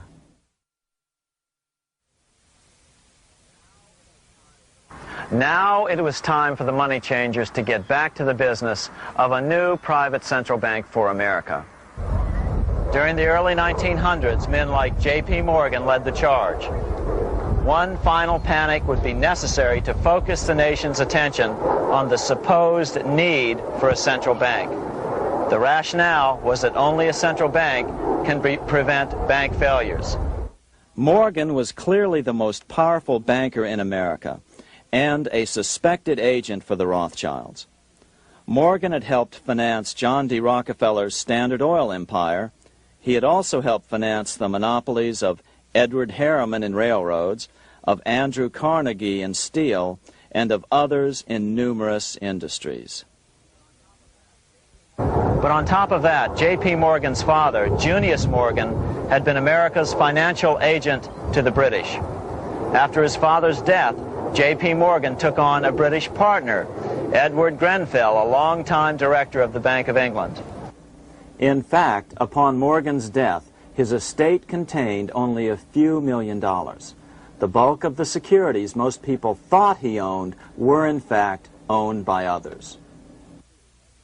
In 1902, President Theodore Roosevelt allegedly went after Morgan and his friends by using the Sherman Antitrust Act to try to break up their industrial monopolies. Actually, Roosevelt did very little to interfere in the growing monopolization of American industry by the bankers and their surrogates. For example, Roosevelt supposedly broke up the Standard Oil monopoly, but it wasn't really broken at all. It was merely divided into 7 corporations, all still controlled by the Rockefellers. The public was aware of this thanks to political cartoonists like Thomas Nast, who referred to the bankers as the money trust. By 1907, the year after Teddy Roosevelt's re-election, Morgan decided it was time to try for a central bank again. Using their combined financial muscle, Morgan and his friends were secretly able to crash the stock market. Thousands of small banks were vastly overextended. Some had reserves of less than 1% thanks to the fractional reserve principle. Within days, bank runs were commonplace across the nation. Now Morgan stepped into the public arena and offered to prop up the faltering American economy by supporting failing banks with money he manufactured out of nothing. It was an outrageous proposal, far worse than even fractional reserve banking, but Congress let him do it. Morgan manufactured $200 million worth of this completely reserveless private money and bought things with it, paid for services with it, and sent some of it to his branch banks to lend out at interest. His plan worked. Soon, the public regained confidence in money in general and quit hoarding their currency. But as a result, banking power was further consolidated into the hands of a few large banks. By 1908, the panic was over, and Morgan was hailed as a hero by the president of Princeton University, a man by the name of Woodrow Wilson. All this trouble could be averted if we appointed a committee of 6 or 7 public-spirited men like J.P. Morgan to handle the affairs of our country. Economics textbooks would later explain that the creation of the Federal Reserve System was the direct result of the Panic of 1907. Quote, "With its alarming epidemic of bank failures, the country was fed up once and for all with the anarchy of unstable private banking." Close quote. But Minnesota Congressman Charles A. Lindbergh Sr., the father of the famous aviator Lucky Lindy, later explained that the Panic of 1907 was really just a scam. Those not favorable to the money trust could be squeezed out of business, and the people frightened into demanding changes in the banking and currency laws which the money trust would frame. So, since the passage of the National Bank Act of 1863, the money changers had been able to create a series of booms and busts. The purpose was not only to fleece the American public of their property, but to later claim that the banking system was basically so unstable that it had to be consolidated into a central bank once again.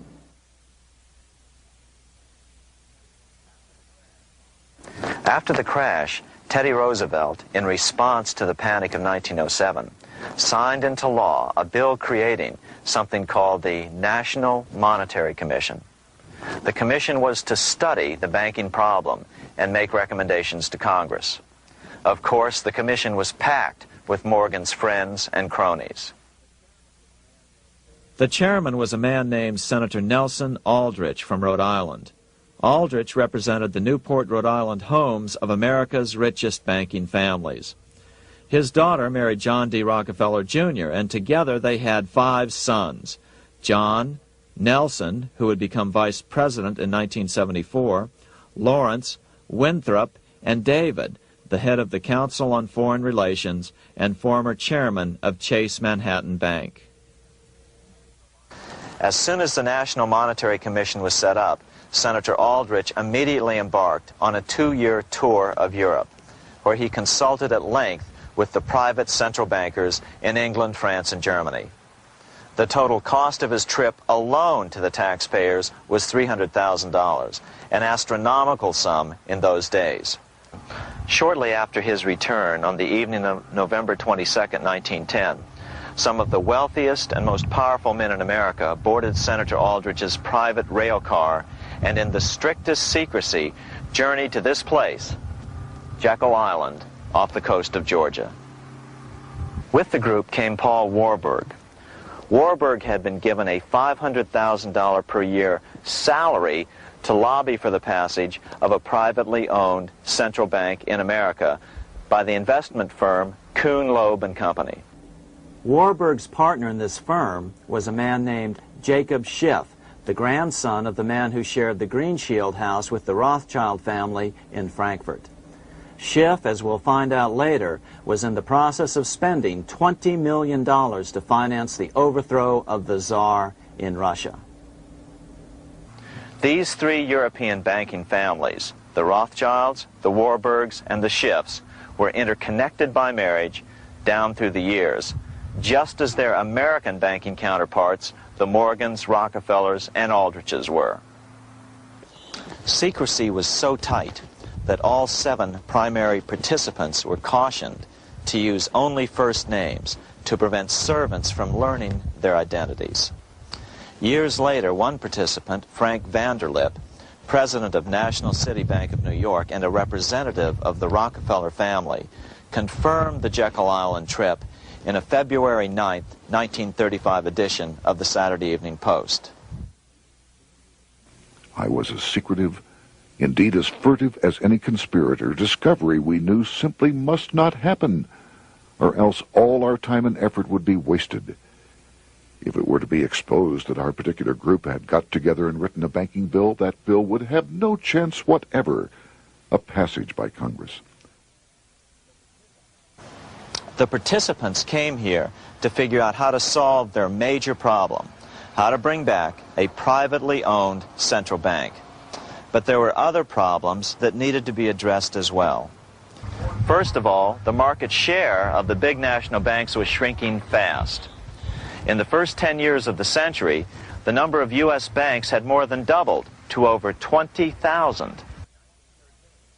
By 1913, only 29% of all banks were national banks, and they held only 57% of all deposits. As Senator Aldrich later admitted in a magazine article, before passage of this act, the New York bankers could only dominate the reserves of New York. Now, we are able to dominate the bank reserves of the entire country. Therefore, something had to be done to bring these new banks under their control. As John D. Rockefeller put it, quote, "Competition is sin," close quote. Secondly, the nation's economy was so strong that corporations were starting to finance their expansions out of profits instead of taking out huge loans from large banks. In the first 10 years of the new century, 70% of corporate funding came from profits. In other words, American industry was becoming independent of the money changers, and that trend had to be stopped.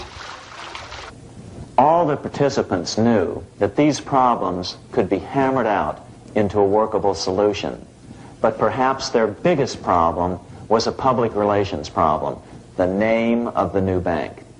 That discussion took place right here in this room, one of the many conference rooms in this sprawling hotel, today known as the Jekyll Island Club Hotel. Aldrich believed that the word bank should not even appear in the name. Warburg wanted to call the legislation the National Reserve Bill or the Federal Reserve Bill. The idea here was to give the impression that the purpose of the new central bank was to stop bank runs, but also to conceal its monopoly character. However, it was Aldrich, the egotistical politician, who insisted it be called the Aldrich Bill. After 9 days at Jekyll Island, the group dispersed. The new central bank would be very similar to the old Bank of the United States. It would be given a monopoly over U.S. currency and create that money out of nothing. How does the Fed create money out of nothing? It's a four-step process. But first, a word on bonds. Bonds are simply promises to pay, or government IOUs. People buy bonds to get a secure rate of interest. At the end of the term of the bond, the government repays the bond plus interest, and the bond is destroyed. There are about $3.6 trillion worth of these loans or bonds at present. Now here's the Fed money-making process. Step 1. The Federal Open Market Committee approves the purchase of U.S. bonds on the open market. Step 2. The bonds are purchased by the Fed from whoever is offering them for sale on the open market. Step 3. The Fed pays for the bonds with electronic credits to the seller's bank, which in turn credits the seller's bank account. The trick is that these credits are based on nothing. The Fed just creates them. Step 4. The banks use these deposits as reserves. They can loan out over 10 times the amount of their reserves to new borrowers, all at interest. In this way, a Fed purchase of, say, $1 million worth of bonds gets turned into over $10 million in bank accounts. The Fed, in effect, creates 10% of this totally new money, and the banks create the other 90%. To reduce the amount of money in the economy, the process is just reversed. The Fed sells bonds to the public, and the money flows out of the purchaser's local bank. Loans must be reduced by 10 times the amount of the sale. So, a Fed sale of $1 million in bonds results in $10 million less money in the economy. So how does this benefit the bankers whose representatives huddled at Jekyll Island? First, it totally misdirected banking reform efforts from proper solutions. Second, it prevented a proper debt-free system of government finance, like Lincoln's greenbacks, from making a comeback. The bond-based system of government finance forced on Lincoln after he created greenbacks was now cast in stone. Third, it delegated to the bankers the right to create 90% of our money supply based on only fractional reserves, which they then loan out at interest. Fourth, it centralized overall control of our nation's money supply in the hands of a few men. Fifth, it established a central bank with a high degree of independence from effective political control. Soon after its creation, the Fed's great contraction in the early 1930s would cause the Great Depression. This independence has been enhanced since then through additional laws. In order to fool the public into thinking the government retained control, the plan called for the Fed to be run by a board of governors appointed by the President and approved by the Senate. But all the bankers had to do was to be sure their men got appointed to the board of governors. That wasn't hard. Bankers have money, and money buys influence over politicians. Once the participants left Jekyll Island, the public relations blitz was on. The big New York banks put together an educational fund of $5 million to finance professors at respected universities to endorse the new bank. Woodrow Wilson at Princeton was one of the first to jump on the bandwagon. But the bankers' subterfuge didn't work. The Aldrich Bill was quickly identified as the bankers' bill, a bill to benefit only what became known as the money trust. As Congressman Lindbergh put it during the congressional debate, the Aldrich Plan is the Wall Street Plan. It means another panic, if necessary, to intimidate the people. Aldrich, paid by the government to represent the people, proposes a plan for the trusts instead. seeing they didn't have the votes to win in Congress, the Republican leadership never brought the Aldrich bill to a vote. The bankers quietly decided to move to Track 2, the Democratic alternative. They began financing Woodrow Wilson as the Democratic nominee. As respected historian James Perloff put it, Wall Street financier Bernard Baruch was put in charge of Wilson's education. Baruch brought Wilson to the Democratic Party headquarters in New York in 1912, leading him like one would a poodle on a string. Wilson received an indoctrination course from the leaders convened there. So now the stage was set. The money changers were poised to install their privately owned central bank once again. The damage President Andrew Jackson had done 76 years earlier had been only partly repaired with the passage of the National Bank Act during the Civil War. Since then, the battle had raged on across the decades. The Jacksonians became the greenbackers, who became the hardcore supporters of William Jennings Bryan. With Bryan leading the charge, these opponents of the money changers, ignorant of Baruch's tutelage, now threw themselves behind Democrat Woodrow Wilson. They and Bryan would soon be betrayed.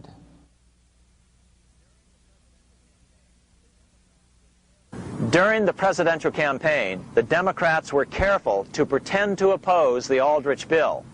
As Representative Lewis McFadden, himself a Democrat, as well as chairman of the House Banking and Currency Committee, explained it 20 years after the fact. The Aldrich bill was condemned in the platform. When Woodrow Wilson was nominated, the men who ruled the Democratic Party promised the people that if they were returned to power, there would be no central bank established here while they held the reins of government. 13 months later, that promise was broken, and the Wilson administration, under the tutelage of those sinister Wall Street figures who stood behind Colonel House, established here in our free country the worm-eaten, monarchical institution of the King's Bank, to control us from the top downward and to shackle us from the cradle to the grave. Once Wilson was elected, Morgan, Warburg, Baruch, and company advanced a new plan, which Warburg named the Federal Reserve System. The Democratic leadership hailed the new bill, called the Glass-Owen Bill, as something radically different from the Aldrich bill. But in fact, the bill was virtually identical in every important detail. In fact, so vehement were the Democratic denials of similarity that Paul Warburg, the father of both bills, had to step in to reassure his paid friends in Congress that the two bills were virtually identical. Brushing aside the external differences affecting the shells, we find the kernels of the two systems very closely resembling and related to one another. But that admission was for private consumption only. Publicly, the money trust trotted out Senator Aldrich and Frank Vanderlip, the president of Rockefeller's National City Bank of New York and one of the Jekyll Island Seven, to oppose the new Federal Reserve System. Years later, however, Vanderlip admitted in the Saturday Evening Post that the two measures were virtually identical. Although the Aldrich Federal Reserve Plan was defeated when it bore the name Aldrich, nevertheless, its essential points were all contained in the plan that finally was adopted. As Congress neared a vote, they called Ohio attorney Alfred Crozier to testify. Crozier noted the similarities between the Aldrich bill and the Glass-Owen bill. The bill grants just what Wall Street and the big banks for 25 years have been striving for: private instead of public control of currency. It, the Glass-Owen bill, does this as completely as the Aldrich bill. Both measures rob the government and the people of all effective control over the public's money, and vest in the banks exclusively the dangerous power to make money among the people scarce or plenty. During the debate on the measure, senators complained that the big banks were using their financial muscle to influence the outcome. "There are bankers in this country who are enemies of the public welfare," said one senator. What an understatement. Despite the charges of deceit and corruption, the bill was finally snuck through the Senate on December 22, 1913, after most senators had left town for the holidays, after having been assured by the leadership that nothing would be done until long after the Christmas recess. On the day the bill was passed, Congressman Lindbergh prophetically warned his countrymen that this act establishes the most gigantic trust on earth. When the President signs this bill, the invisible government by the monetary power will be legalized. The people may not know it immediately, but the day of reckoning is only a few years removed. The worst legislative crime of the ages is perpetrated by this banking bill. On top of all this, only weeks earlier, Congress had finally passed a bill legalizing income tax. Why was the income tax law important? Because bankers finally had in place a system which would run up a virtually unlimited federal debt. How would the interest on this debt be repaid? Never mind the principal. Remember, a privately owned central bank creates the principal out of nothing. The federal government was small then. Up to then, it had subsisted merely on tariffs and excise taxes.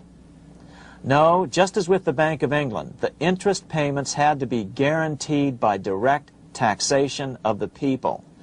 The money changers knew that if they had to rely on contributions from the states, eventually the individual state legislatures would revolt and either refuse to pay the interest on their own money or at least bring political pressure to bear to keep the debt small. It is interesting to note that in 1895, the Supreme Court had found a similar income tax law to be unconstitutional. The Supreme Court even found a corporate income tax law unconstitutional in 1909. As a result, Senator Aldrich hustled a bill for a constitutional amendment allowing income tax through the Congress. The proposed 16th Amendment to the Constitution was then sent to the state legislatures for approval. But some critics claim that the 16th Amendment was never ratified by the necessary 3/4 of the states. In other words, the 16th Amendment may not be legal. But the money changers were in no mood to debate the fine points. By October of 1913, Senator Aldrich had hustled the income tax bill through Congress. Without the power to tax the people directly and bypass the states, the Federal Reserve Bill would be far less useful to those who wanted to drive America deeply into their debt. A year after the passage of the Federal Reserve Bill, Congressman Lindbergh explained how the Fed created what we have come to call the business cycle and how they use it to their advantage. To cause high prices, all the Federal Reserve Board will do will be to lower the rediscount rate, producing an expansion of credit and a rising stock market. Then, when businessmen are adjusted to these conditions, it can check prosperity in mid-career by arbitrarily raising the rate of interest.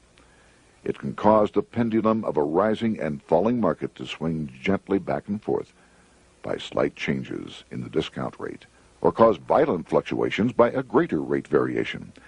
And in either case, it will possess inside information as to financial conditions and advanced knowledge of the coming change, either up or down. This is the strangest, most dangerous advantage ever placed in the hands of a special privileged class by any government that ever existed. The system is private, conducted for the sole purpose of obtaining the greatest possible profits from the use of other people's money. They know in advance when to create panics to their advantage. They also know when to stop panic. Inflation and deflation work equally well for them when they control finance. Congressman Lindbergh was correct on all points. What he didn't realize was that most European nations had already fallen prey to the central bankers decades or centuries earlier. But he also mentions the interesting fact that only 1 year later the Fed had cornered the market in gold. This is how he put it, quote, "Already the Federal Reserve banks have cornered the gold and gold certificates," close quote. But Congressman Lindbergh was not the only critic of the Fed. Congressman Lewis McFadden, the chairman of the House Banking and Currency Committee from 1920 to 1931, remarked that the Federal Reserve Act brought about a superstate controlled by international bankers and international industrialists acting together to enslave the world for their own pleasure. Notice how McFadden saw the international character of the stockholders of the Federal Reserve. Another chairman of the House Banking and Currency Committee in the 1960s, Wright Patman from Texas, put it this way. In the United States today, we have in effect two governments. We have the duly constituted government, then we have an independent, uncontrolled, and uncoordinated government in the Federal Reserve System, operating the money powers which are reserved to Congress by the Constitution. Even the inventor of the electric light, Thomas Edison, joined the fray in criticizing the system of the Federal Reserve. If our nation can issue a dollar bond, it can issue a dollar bill. The element that makes the bond good makes the bill good also. The difference between the bond and the bill is the bond lets money brokers collect twice the amount of the bond and an additional 20%, whereas the currency pays nobody but those who contribute directly in some useful way. It is absurd to say that our country can issue $30 million in bonds and not $30 million in currency. Both are promises to pay, but one promise fattens the usurers, and the other helps the people.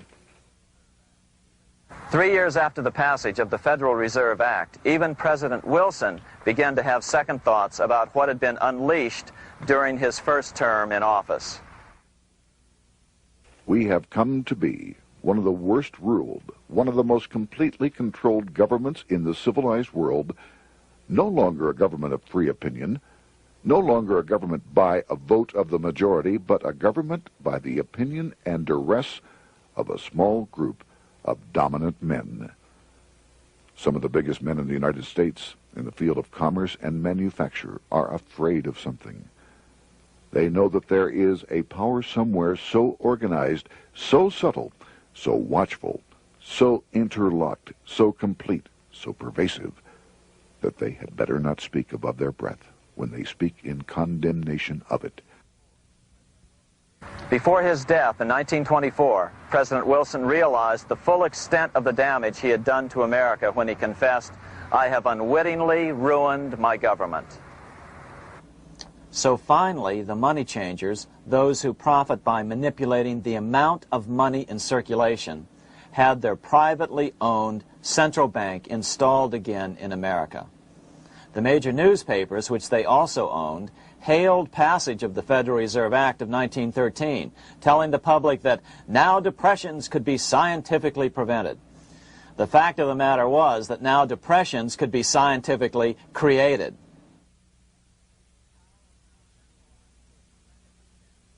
Power was now centralized to a tremendous extent.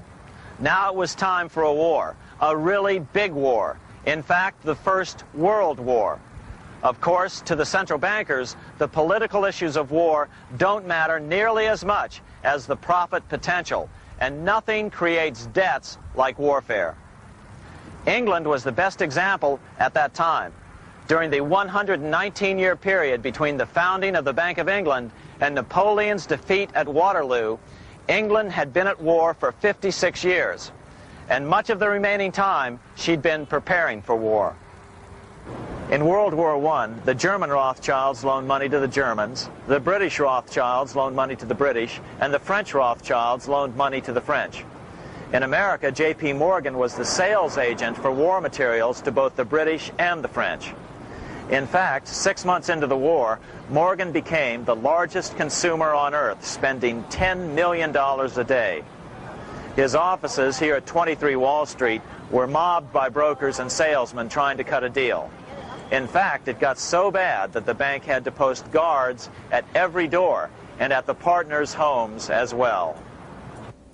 Many other New York bankers made out as well from the war. President Wilson appointed Bernard Baruch to head the War Industries Board. According to historian James Perloff, both Baruch and the Rockefellers profited by some $200 million during the war. But profits were not the only motive. There was also revenge. The money changers never forgave the czars for their support of Lincoln during the Civil War. Also, Russia was the last major European nation to refuse to give in to the privately owned central bank scheme. 3 years after World War I broke out, the Russian Revolution toppled the Tsar and installed the scourge of communism. Jacob Schiff of Kuhn, Loeb & Company bragged from his deathbed that he had spent $20 million towards the defeat of the Tsar. Money was funneled from England to support the revolution as well. Why would some of the richest men in the world financially back communism, the system that was openly vowing to destroy the so-called capitalism that made them wealthy? Researcher Gary Allen explained it this way. If one understands that socialism is not a share the wealth program, but is in reality a method to consolidate and control the wealth, then the seeming paradox of super-rich men promoting socialism becomes no paradox at all. Instead, it becomes logical, even the perfect tool of power-seeking megalomaniacs. Communism, or more accurately socialism, is not a movement of the downtrodden masses, but of the economic elite. As W. Cleon Skousen put it, In his 1970 book, The Naked Capitalist, Power from any source tends to create an appetite for additional power. It was almost inevitable that the super-rich would one day aspire to control not only their own wealth, but the wealth of the whole world. To achieve this, they were perfectly willing to feed the ambitions of the power-hungry political conspirators who were committed to the overthrow of all existing governments and the establishments of a central worldwide dictatorship. but what if these revolutionaries get out of control and try to seize power from the super-rich?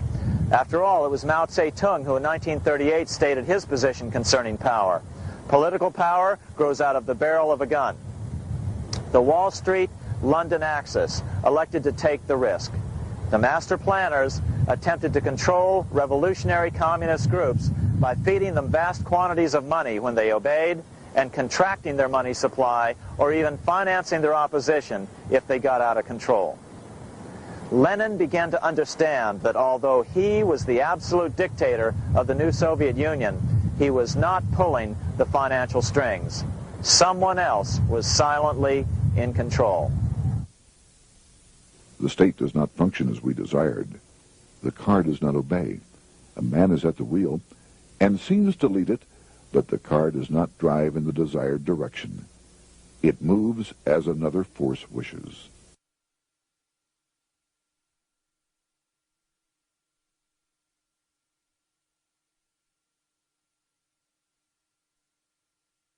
Who is behind it? Representative Louis T. McFadden, the chairman of the House Banking and Currency Committee throughout the 1920s and into the Great Depression years of the 1930s, explained it this way. The course of Russian history has indeed been greatly affected by the operations of international bankers. The Soviet government has been given United States Treasury funds by the Federal Reserve Board, acting through the Chase Bank. England has drawn money from us through the Federal Reserve banks and has relent it at high rates of interest to the Soviet government. The Dnipro Dam was built with funds unlawfully taken from the United States Treasury by the corrupt and dishonest Federal Reserve Board and the Federal Reserve banks. In other words, the Fed and the Bank of England, at the behest of the international bankers who controlled them, were creating a monster, one which would fuel 7 decades of unprecedented communist revolution, warfare, and most importantly, debt. In case you think there's some chance that the money changers got communism going and then lost control, in 1992 the Washington Times reported that Russian President Boris Yeltsin was upset that most of the incoming foreign aid was being siphoned off, quote, straight back into the coffers of Western banks in debt service, close quote. No one in his right mind would claim that a war as large as World War I had a single cause. Wars are complex things with many causative factors. But on the other hand, it would also be equally foolish to ignore as a prime cause of World War I those who would profit the most from the war. The role of the money changers is no wild conspiracy theory. They had a motive, a short-ranged, self-serving motive, as well as a long-range political motive of advancing totalitarian governments, with the money changers maintaining the financial clout to control whatever politician might emerge as the leader.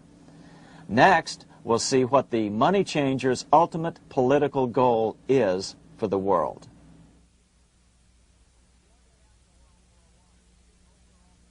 Shortly after World War I, the overall political agenda of the money changers began to be clear. Now that they controlled national economies individually, the next step was the ultimate form of consolidation, world government. The new world government proposal was given top priority at the Paris Peace Conference after World War I. It was called the League of Nations, but much to the surprise of Paul Warburg and Bernard Baruch, who attended the peace conference with President Wilson, the world was not yet ready to dissolve national boundaries. Nationalism still beats strong in the human breast. For example, Lord Curzon, the British Foreign Secretary, called the League of Nations a good joke, even though it was the stated policy of the British government to support it. To the humiliation of President Wilson, the U.S. Congress wouldn't ratify the League either, despite the fact that it had been ratified by many other nations. Without money flowing from the U.S. Treasury, the League died. After World War I, the American public had grown tired of the internationalist policies of Democrat Woodrow Wilson. In the presidential election of 1920, Republican Warren Harding won a landslide victory with over 60% of the vote. Harding was an ardent foe of both Bolshevism and the League of Nations. His election, which opened a 12-year run of Republican presidents in the White House, led to an unprecedented era of prosperity known as the Roaring Twenties. Despite the fact that the war had brought America a debt 10 times larger than its Civil War debt, still the American economy surged. Gold had poured into the country during the war, and it continued to do so afterwards. In the early 1920s, the governor of this bank, the Federal Reserve Bank of New York, a man named Benjamin Strong, met frequently with the secretive and eccentric governor of the Bank of England, Montague Norman.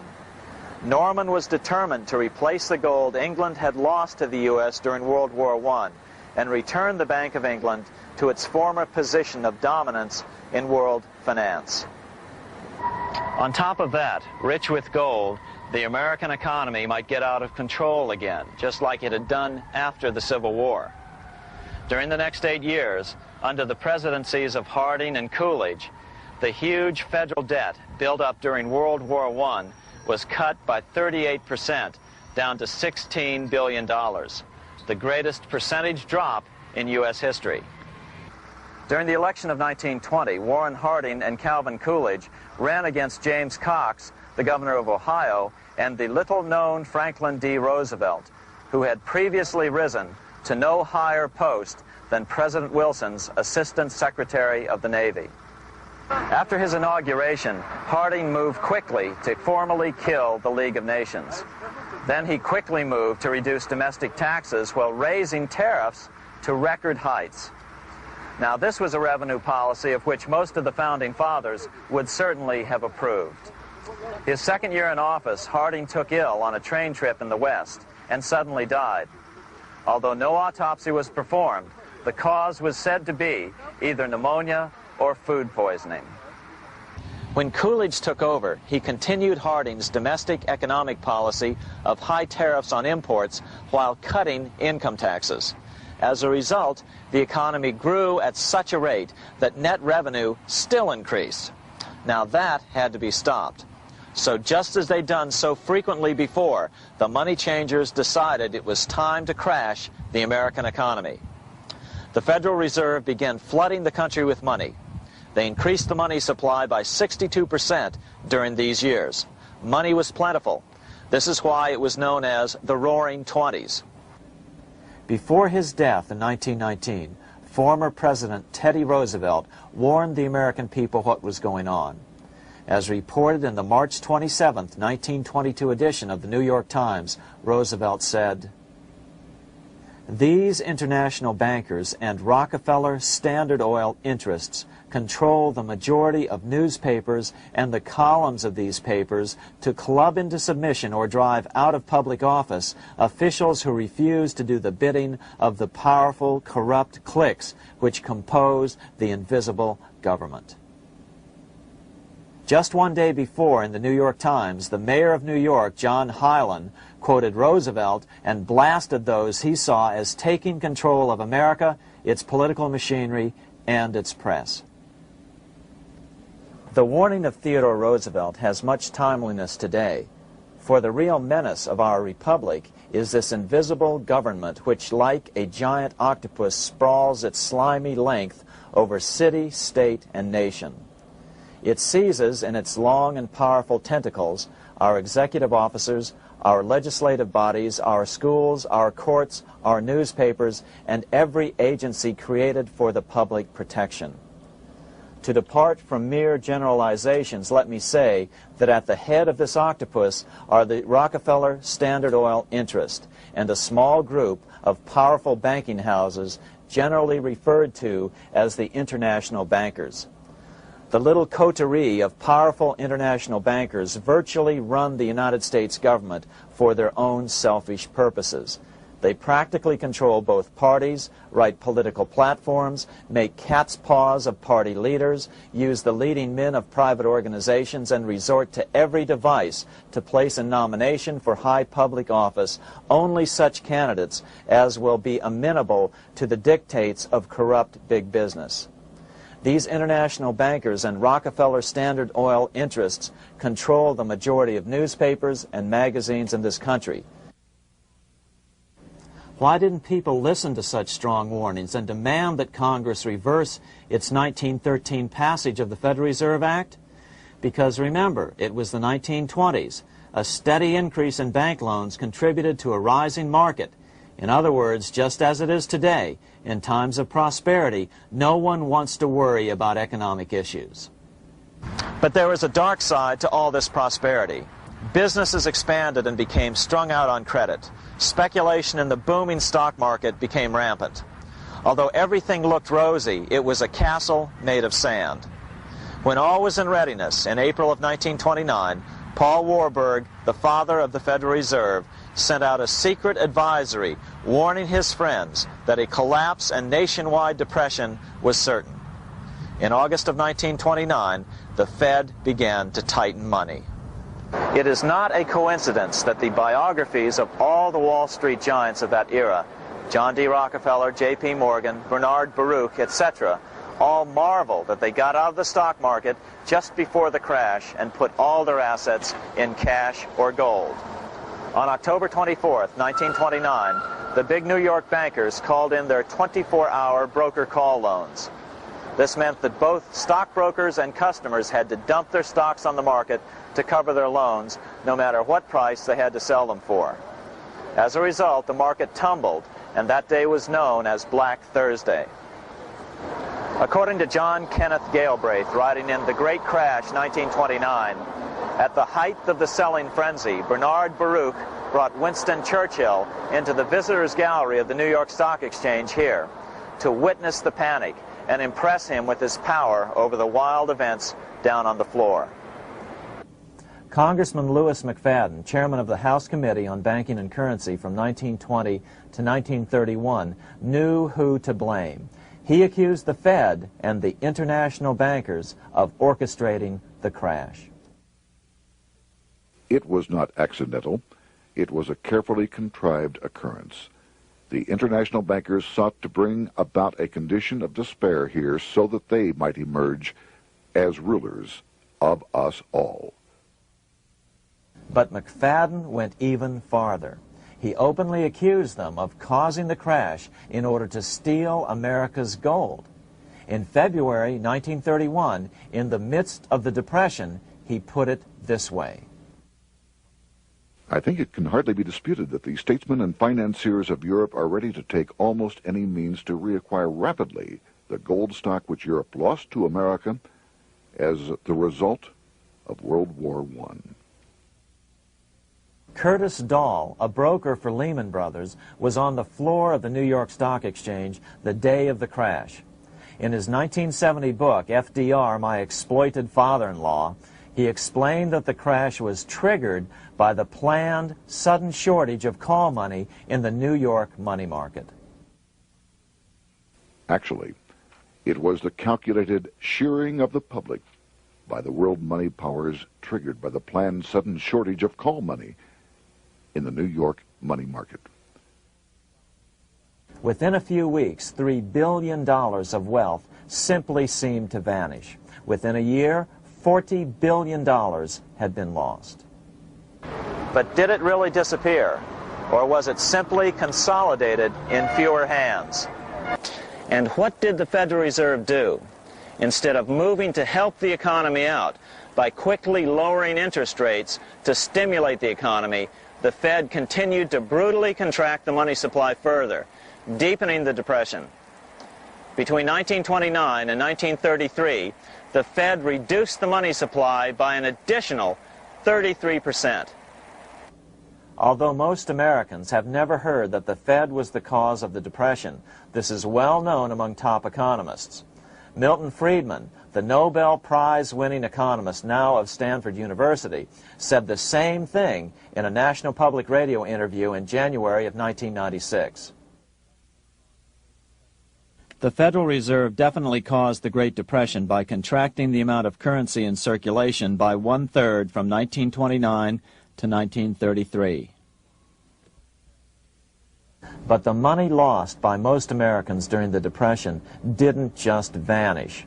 It was just redistributed into the hands of those who had gotten out just before the crash and had purchased gold, which is always a safe place to put your money just before a depression. But America's money also went overseas.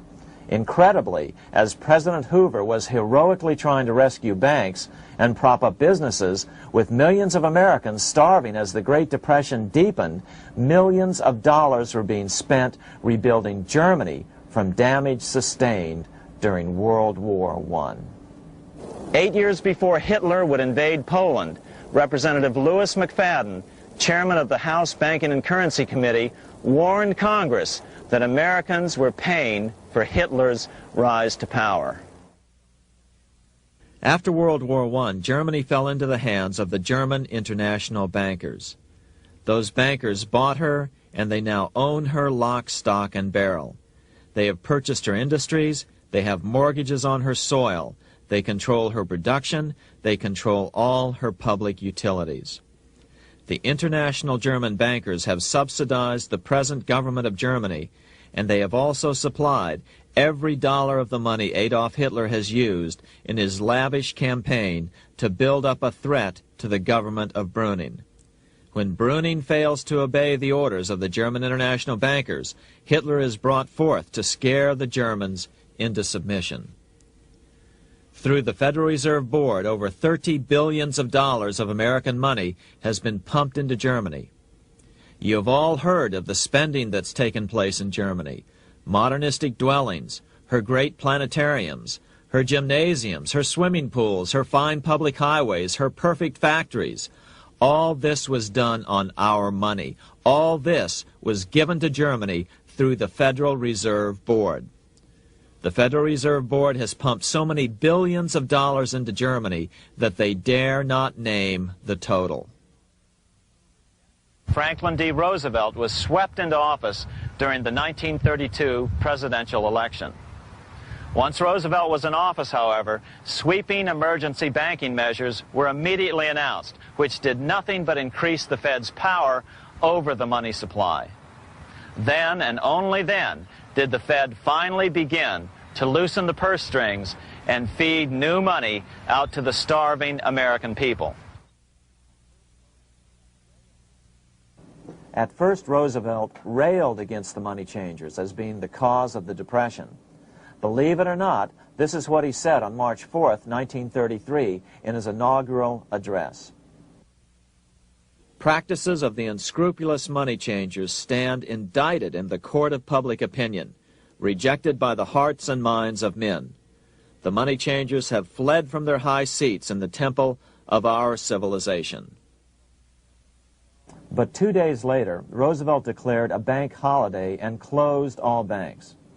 Later that year, Roosevelt outlawed private ownership of all gold bullion and all gold coins with the exception of rare coins.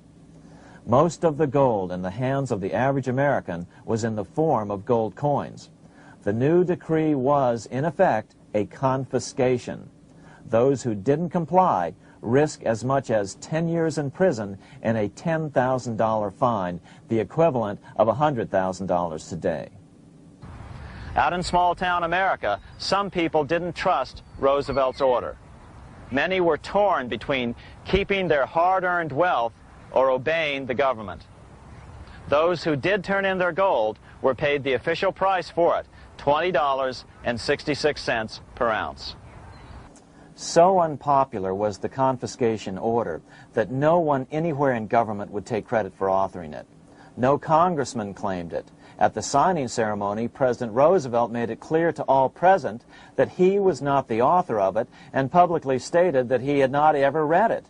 Even his Secretary of the Treasury said he'd never read it either, saying it was, quote, what the experts wanted. Roosevelt convinced the public to give up their gold by saying that pooling the nation's resources was necessary to get America out of the Depression.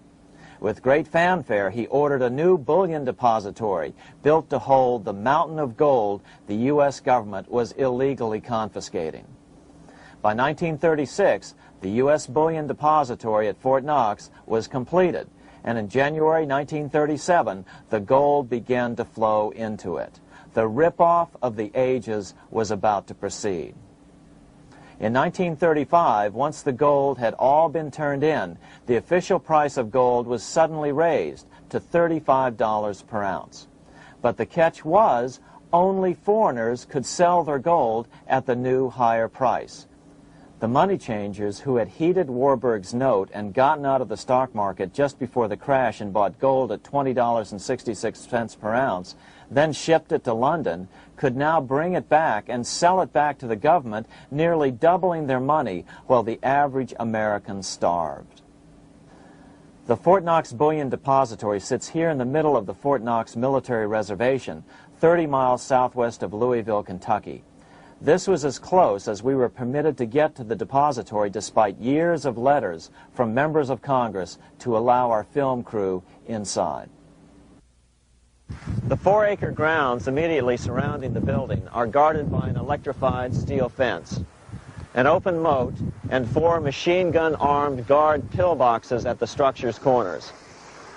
When the gold began arriving on January 13, 1937, there was unprecedented security. Thousands of official guests watched the arrival of a 9-car train from Philadelphia, guarded by armed soldiers, postal inspectors, Secret Servicemen, and guards from the U.S. Mint. It was all great theater. America's gold supply from across the land had been pooled, supposedly for the public benefit, and then safely tucked into Fort Knox.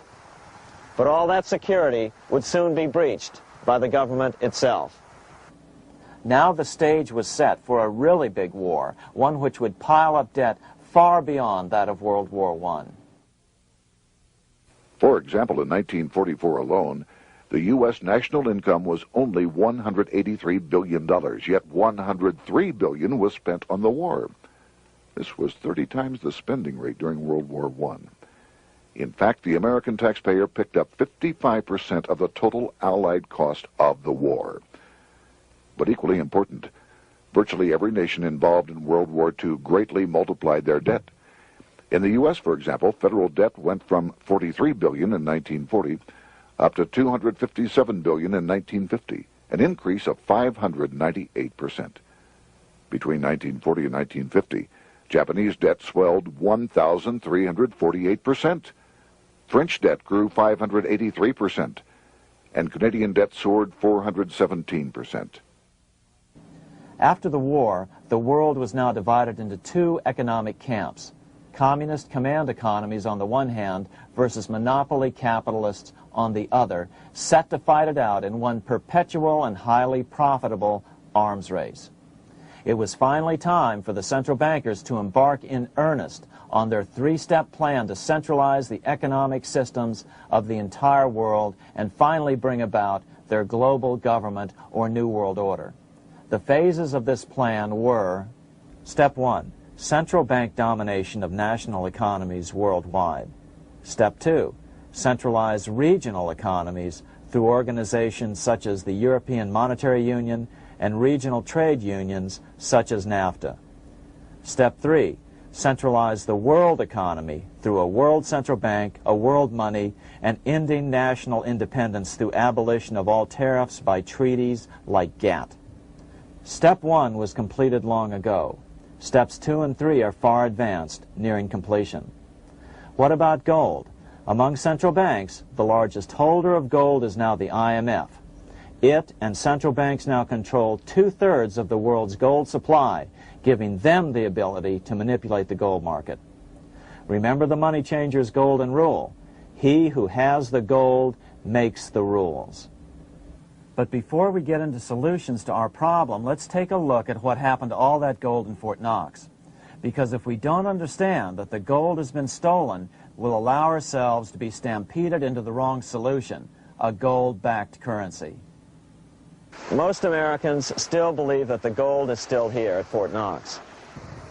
At the end of World War II, Fort Knox contained over 700 million ounces of gold, an incredible 70% of all the gold in the world. How much remains? No one knows. Despite the fact that federal law requires an annual physical audit of Fort Knox gold, the Treasury has consistently refused to conduct one. The truth is that a reliable audit of whatever remains here has not been conducted since President Eisenhower ordered one in 1953. Where did America's gold in Fort Knox go? Over the years, it was sold off to European money changers at the $35 per ounce price. Remember, this was during a time when it was illegal for Americans to buy any of their own gold from Fort Knox. In fact, there was a very infamous case where the Firestone family set up a string of dummy corporations to purchase Fort Knox gold and keep it in Switzerland, never hitting U.S. shores. They were eventually caught, however, and successfully prosecuted. Finally, by 1971, all the pure gold had been secretly removed from Fort Knox, drained back to London. Once the gold was gone from Fort Knox, President Nixon closed the gold window by repealing Roosevelt's Gold Reserve Act of 1934, finally making it legal once again for Americans to buy gold. Naturally, gold prices immediately began to soar. 9 years later, gold sold for $880 per ounce, 25 times what the gold in Fort Knox was sold for. One would think that eventually someone in the government would get wind of what was happening and blow the whistle. The largest fortune in the history of the world stolen. Shades of the old James Bond film, Goldfinger.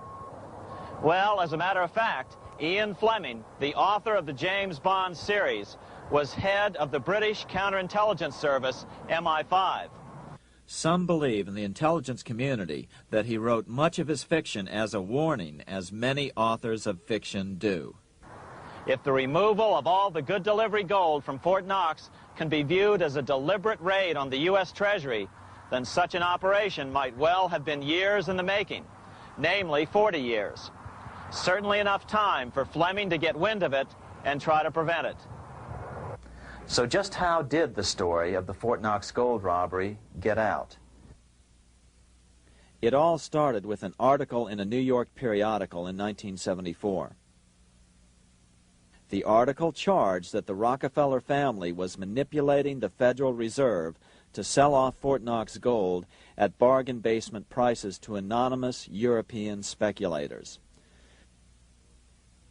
3 days later, the anonymous source of the story, Louise Auchincloss Boyer, mysteriously fell to her death from the window of her 10th floor apartment in New York. How would Mrs. Boyer have known of the Rockefeller connection to the Fort Knox gold heist? She was the longtime secretary of Nelson Rockefeller. For the next 14 years, this man, Ed Durrell, a wealthy Ohio industrialist, devoted himself to a quest for the truth concerning the Fort Knox gold. He wrote thousands of letters to over 1,000 government and banking officials, trying to find out how much gold was really left and where the rest of it had gone. Edith Roosevelt, the granddaughter of President Teddy Roosevelt, questioned the actions of the government in a March 1975 edition of the New Hampshire Sunday News. Allegations of missing gold from our Fort Knox vaults are being widely discussed in European financial circles. But what is puzzling is that the administration is not hastening to demonstrate conclusively that there is no cause for concern over our gold treasure, if indeed it is in a position to do so. Unfortunately, Ed Durrell never did accomplish his primary goal, a full audit of the gold reserves in Fort Knox. It's incredible that the world's greatest treasure has had little accounting or auditing. This gold belonged to the American people, not the Federal Reserve and their foreign owners. One thing is certain, the government could blow all of this speculation away in a few days with a well-publicized audit under the searing lights of media cameras. it has chosen not to do so. One must conclude that they are afraid of the truth such an audit would reveal. What is the government so afraid of? Here's the answer. When President Ronald Reagan took office in 1981, his conservative friends urged him to study the feasibility of returning to a gold standard as the only way to curb government spending. It sounded like a reasonable alternative, so President Reagan appointed a group of men called the Gold Commission to study the situation and report back to Congress. What Reagan's Gold Commission reported back to Congress in 1982 was the following shocking revelation concerning gold. The U.S. Treasury owned no gold at all. All the gold that was left in Fort Knox was now owned by the Federal Reserve, a group of private bankers, as collateral against the national debt. The truth of the matter is that never before has so much money been stolen from the hands of the general public and put into the hands of a small group of private investors, the money changers.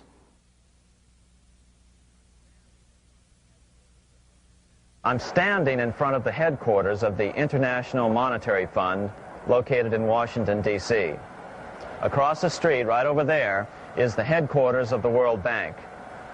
What are these organizations and who controls them? And most importantly, are they about to create a huge worldwide depression? Let us step back in time for a moment to the aftermath of World War I. People were tired of war, so under the guise of peacemaking, the international bankers devised a plan to consolidate power even further. Claiming only an international government would stem the tide of world wars, the money changers pushed forward a proposal for world government which stood on three legs. A world central bank to be called the Bank of International Settlements, a world judiciary to be called the World Court located in The Hague, the Netherlands, and a world executive and legislature to be called the League of Nations. As President Clinton's mentor, Georgetown historian Carroll Quigley wrote in his 1966 book, Tragedy and Hope, the powers of financial capitalism had a far-reaching plan, nothing less than to create a world system of financial control in private hands, able to dominate the political system of each country and the economy of the world as a whole. This system was to be controlled in a feudalistic fashion by the central banks of the world, acting in concert by secret agreements arrived at in frequent meetings and conferences.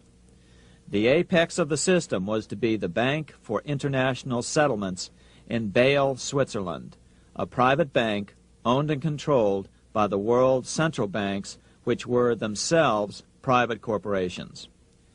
Each central bank sought to dominate its government by its ability to control treasury loans, to manipulate foreign exchanges, to influence the level of economic activity in the country, and to influence cooperative politicians by subsequent economic rewards in the business world. Despite intense pressure from the international bankers and the press, a handful of U.S. senators, led by Senator Henry Cabot Lodge, kept the U.S. out of these schemes. Without U.S. participation, the League was doomed.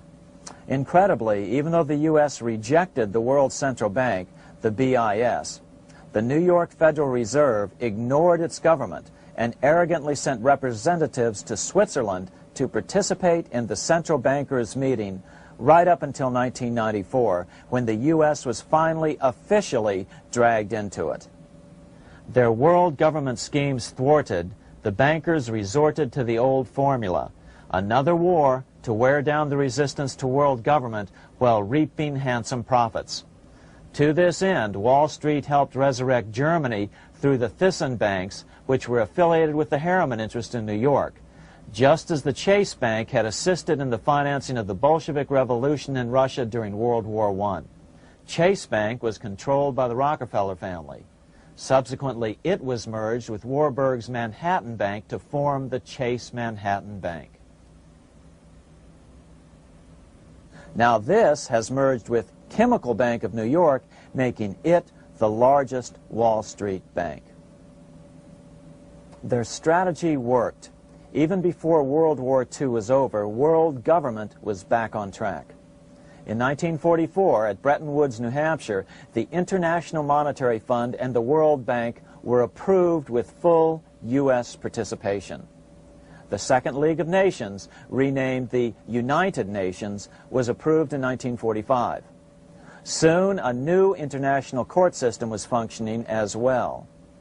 All effective opposition to these international bodies before the war had evaporated in the heat of war, just as planned.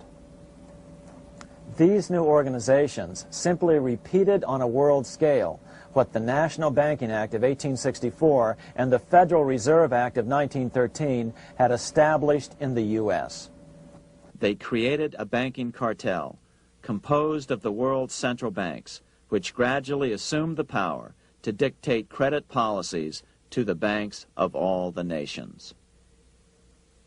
For example, just as the Federal Reserve Act authorized the creation of a new national fiat currency called Federal Reserve Notes, the IMF has been given the authority to issue a world fiat money called Special Drawing Rights, or SDRs. To date, the IMF has created in excess of $30 billion worth of SDRs. Member nations are being pressured to make their currencies fully exchangeable for SDRs. In 1968, Congress approved laws authorizing the Fed to accept SDRs as reserves in the U.S. and to issue Federal Reserve notes in exchange for SDRs. What does that mean? It means that in the U.S., SDRs are already a part of our lawful money. And what about gold? SDRs are already partially backed by gold. And with 2/3 of world gold now in the hands of central banks, the money changers can go about structuring the world's economic future in whichever way they deem most profitable. Keep in mind, just as the Fed is controlled by its Board of Governors, the IMF is controlled by its Board of Governors, which are either the heads of the different central banks or the heads of the various national treasury departments dominated by their central banks. Voting power in the IMF gives the U.S. and the UK, that is to say the Fed and the Bank of England, effective control. Just as the Fed controls the amount of money in the U.S., the BIS, IMF, and World Bank control the money supply for the world. So we see the repetition of the old goldsmith's fraud replicated on the national scale with central banks like the Fed and on the international scale by the three arms of the world central bank. Is this organization of the BIS, the IMF, and the World Bank, which we refer to collectively as the World Central Bank, presently expanding and contracting world credit? Yes. Regulations put into effect in 1988 by the BIS required the world's bankers to raise their capital and reserves to 8% of liabilities by 1992. Increased capital requirements put an upper limit to the fractional reserve lending, similar to the way cash reserve requirements do. What is this seemingly insignificant regulation made in a Swiss city 8 years ago meant to the world? It means our banks cannot loan more and more money to buy more and more time before the next depression, as a maximum loan ratio is now set. It means those nations with the lowest bank reserves in their systems have already felt the terrible effects of this credit contraction as their banks scrambled to raise money to increase their reserves to 8%. To raise the money, they had to sell stocks, which depressed their stock markets and began the depression first in their countries. Japan, which in 1988 had among the lowest capital and reserve requirements, and thus was the most affected by the regulation, has experienced a financial crash which began almost immediately in 1989, which has wiped out a staggering 50% of the value of its stock market since 1990 and 60% of the value of its commercial real estate.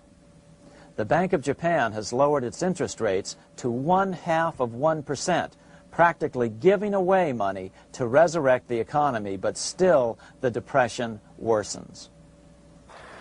Due to the $20 billion U.S. bailout of Mexico, the financial collapse in that nation is already known here. Yet despite the bailout, the economy continues to be a disaster. One huge debt after another is rolled over as new loans are being made simply to enable Mexico to pay the interest on the old loans. In the south of Mexico, the poor have been in open revolt as every spare peso is being siphoned out of the country to make interest payments.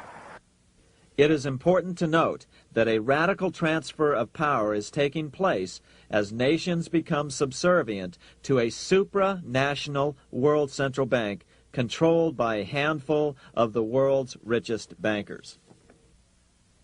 As the IMF creates more and more SDRs by the stroke of a pen on IMF ledgers, more and more nations borrow them to pay interest on their mounting debts and gradually fall under the control of the faceless bureaucrats of the World Central Bank.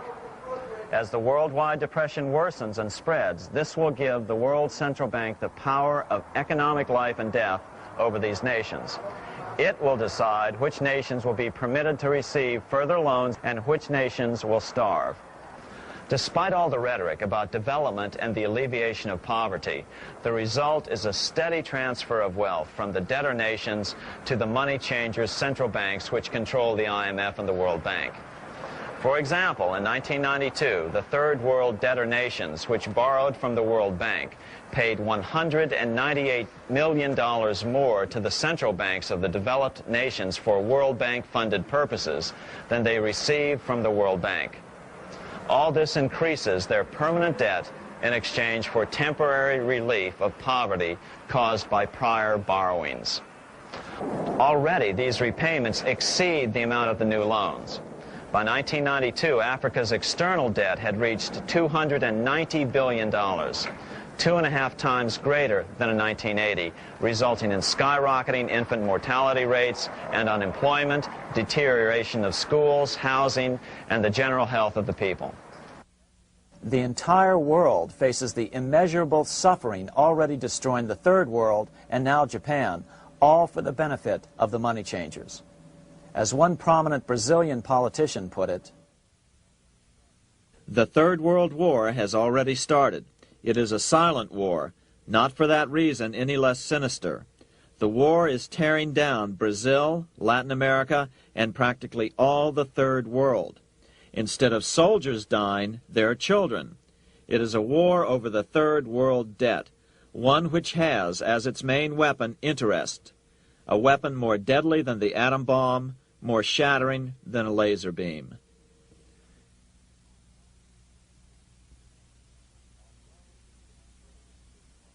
Although it would be absurd to ignore the pivotal role played by influential families such as the Rothschilds, the Warburgs, the Schiffs, the Morgans, and the Rockefellers in any review of the history of central banking and fractional banking, keep in mind, by now, central banks and the large commercial banks are up to 3 centuries old and deeply entrenched in the economic life of many nations.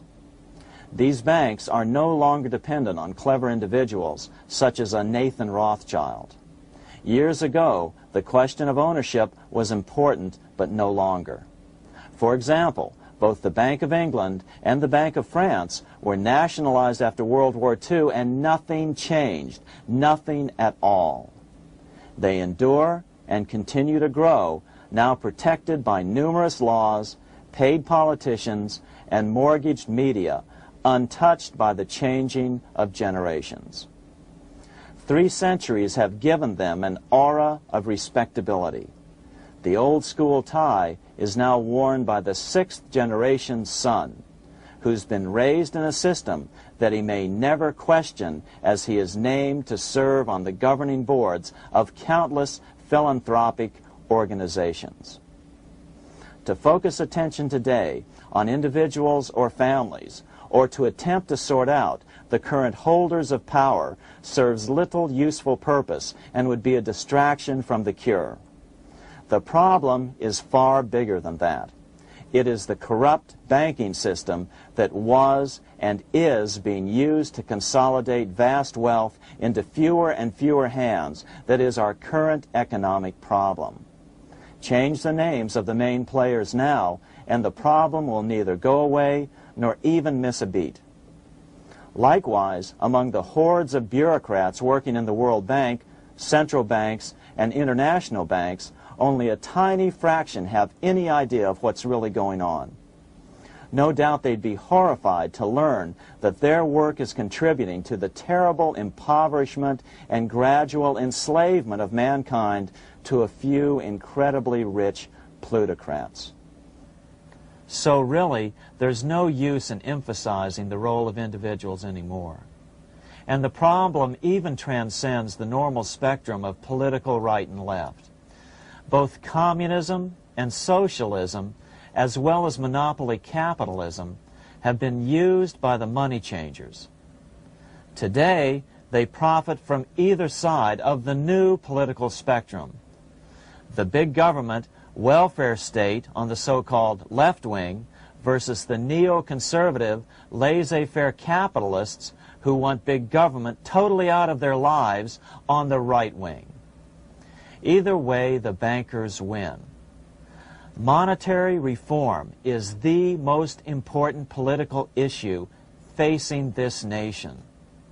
That clarified, let's proceed to the conclusions in the spirit Lincoln declared, with malice towards none, with charity towards all. At the start of this video, we ask a number of troubling questions. Let's be sure we've answered them. What's going on in America today? Why are we over our heads in debt? Why can't the politicians bring debt under control? Why are we over our heads in debt? Because we're laboring under a debt money system that is designed and controlled by private bankers. Now, some will argue that the Federal Reserve System is a quasi-governmental agency. But the President appoints only 2 of the 7 members of the Federal Reserve Board of Governors every 4 years. And he appoints them to 14-year terms, far longer than his own. The Senate does confirm those appointments, but the whole truth is that the President wouldn't dare appoint anyone to that board of whom Wall Street does not approve. Of course, this does not preclude the possibility that some honorable men may be appointed to the Board of Governors. But the fact is that the Fed is specifically designed to operate independently of our government, as are nearly all other central banks. Some argue that the Fed promotes monetary stability. We saw the current head of the Bank of England, Eddie George, claim that this was the most important role of a central bank. In fact, the Fed's record of stabilizing the economy shows it to be a miserable failure in this regard. Within the first 25 years of its existence, the Fed caused 3 major economic downturns, including the Great Depression, and for the last 30 years has shepherded the American economy into a period of unprecedented inflation. Again, this is not some wild conspiracy theory. It's a well-known fact among top economists. As Nobel Prize-winning economist Milton Friedman put it, the stock of money, prices, and output was decidedly more unstable after the establishment of the Federal Reserve System than before. The most dramatic period of instability in output was, of course, the period between the 2 wars, which includes the severe monetary contractions of 1920-21, 1929-33, and 1937-38. No other 20-year period in American history contains as many as 3 such severe contractions. This evidence persuades me that at least a third of the price rise during and just after World War I is attributable to the establishment of the Federal Reserve System, and that the severity of each of the major contractions, 1920-21, 1929-33, and 1937-38, is directly attributable to acts of commission and omission by the reserve authorities. Any system which gives so much power and so much discretion to a few men so that mistakes, excusable or not, can have such far-reaching effects is a bad system. It is a bad system to believers in freedom just because it gives a few men such power without any effective check by the body politic. This is the key political argument against an independent central bank. To paraphrase Clemenceau, money is much too serious a matter to be left to the central bankers. We must learn from our history before it is too late. Why can't politicians control the federal debt? Because all our money is created out of debt. Again, it's a debt money system. Our money is created initially by the purchase of U.S. bonds. The public buys bonds like savings bonds, the banks buy bonds, foreigners buy bonds, and when the Fed wants to create more money in the system, it buys bonds, but pays for them with a simple bookkeeping entry which it creates out of nothing. Then this new money created by the Fed is multiplied by a factor of 10 by the banks thanks to the fractional reserve principle. So although the banks don't create currency, they do create checkbook money or deposits by making new loans. They even invest some of this created money. In fact, over $1 trillion of this privately created money has been used to purchase U.S. bonds on the open market, which provides the banks with roughly $50 billion in interest, risk-free, each year, less the interest they pay to some depositors. In this way, through fractional reserve lending, banks create over 90% of the money and therefore cause over 90% of our inflation. What can we do about all this? Fortunately, there's a way to fix the problem fairly easily, speedily, and without any serious financial problems. We can get our country totally out of debt in 1 to 2 years by simply paying off these U.S. bonds with debt-free U.S. notes, just like Lincoln issued. Of course, that by itself would create tremendous inflation, since our currency is presently multiplied by the fractional reserve banking system. But here's the ingenious solution, advanced in part by Milton Friedman, to keep the money supply stable and avoid inflation and deflation while the debt is retired. As the Treasury buys up its bonds on the open market with U.S. notes, the reserve requirements of your hometown local bank will be proportionally raised, so the amount of money in circulation remains constant. As those holding bonds are paid off in U.S. notes, they will deposit this money, thus making available the currency then needed by the banks to increase their reserves. Once all the U.S. bonds are replaced with U.S. notes, banks will be at 100% reserve banking instead of the fractional reserve system currently in use. From this point on, the former Fed buildings will only be needed as a central clearinghouse for checks and as vaults for U.S. notes. The Federal Reserve Act will no longer be necessary and could be repealed. Monetary power can be transferred back to the Treasury Department. There would be no further creation or contraction of money by banks.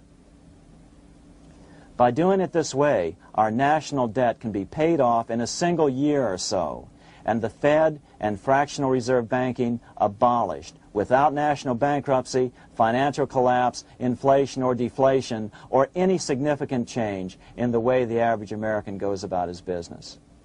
To the average person, the primary difference would be that for the first time since the Federal Reserve Act was passed in 1913, taxes would begin to go down.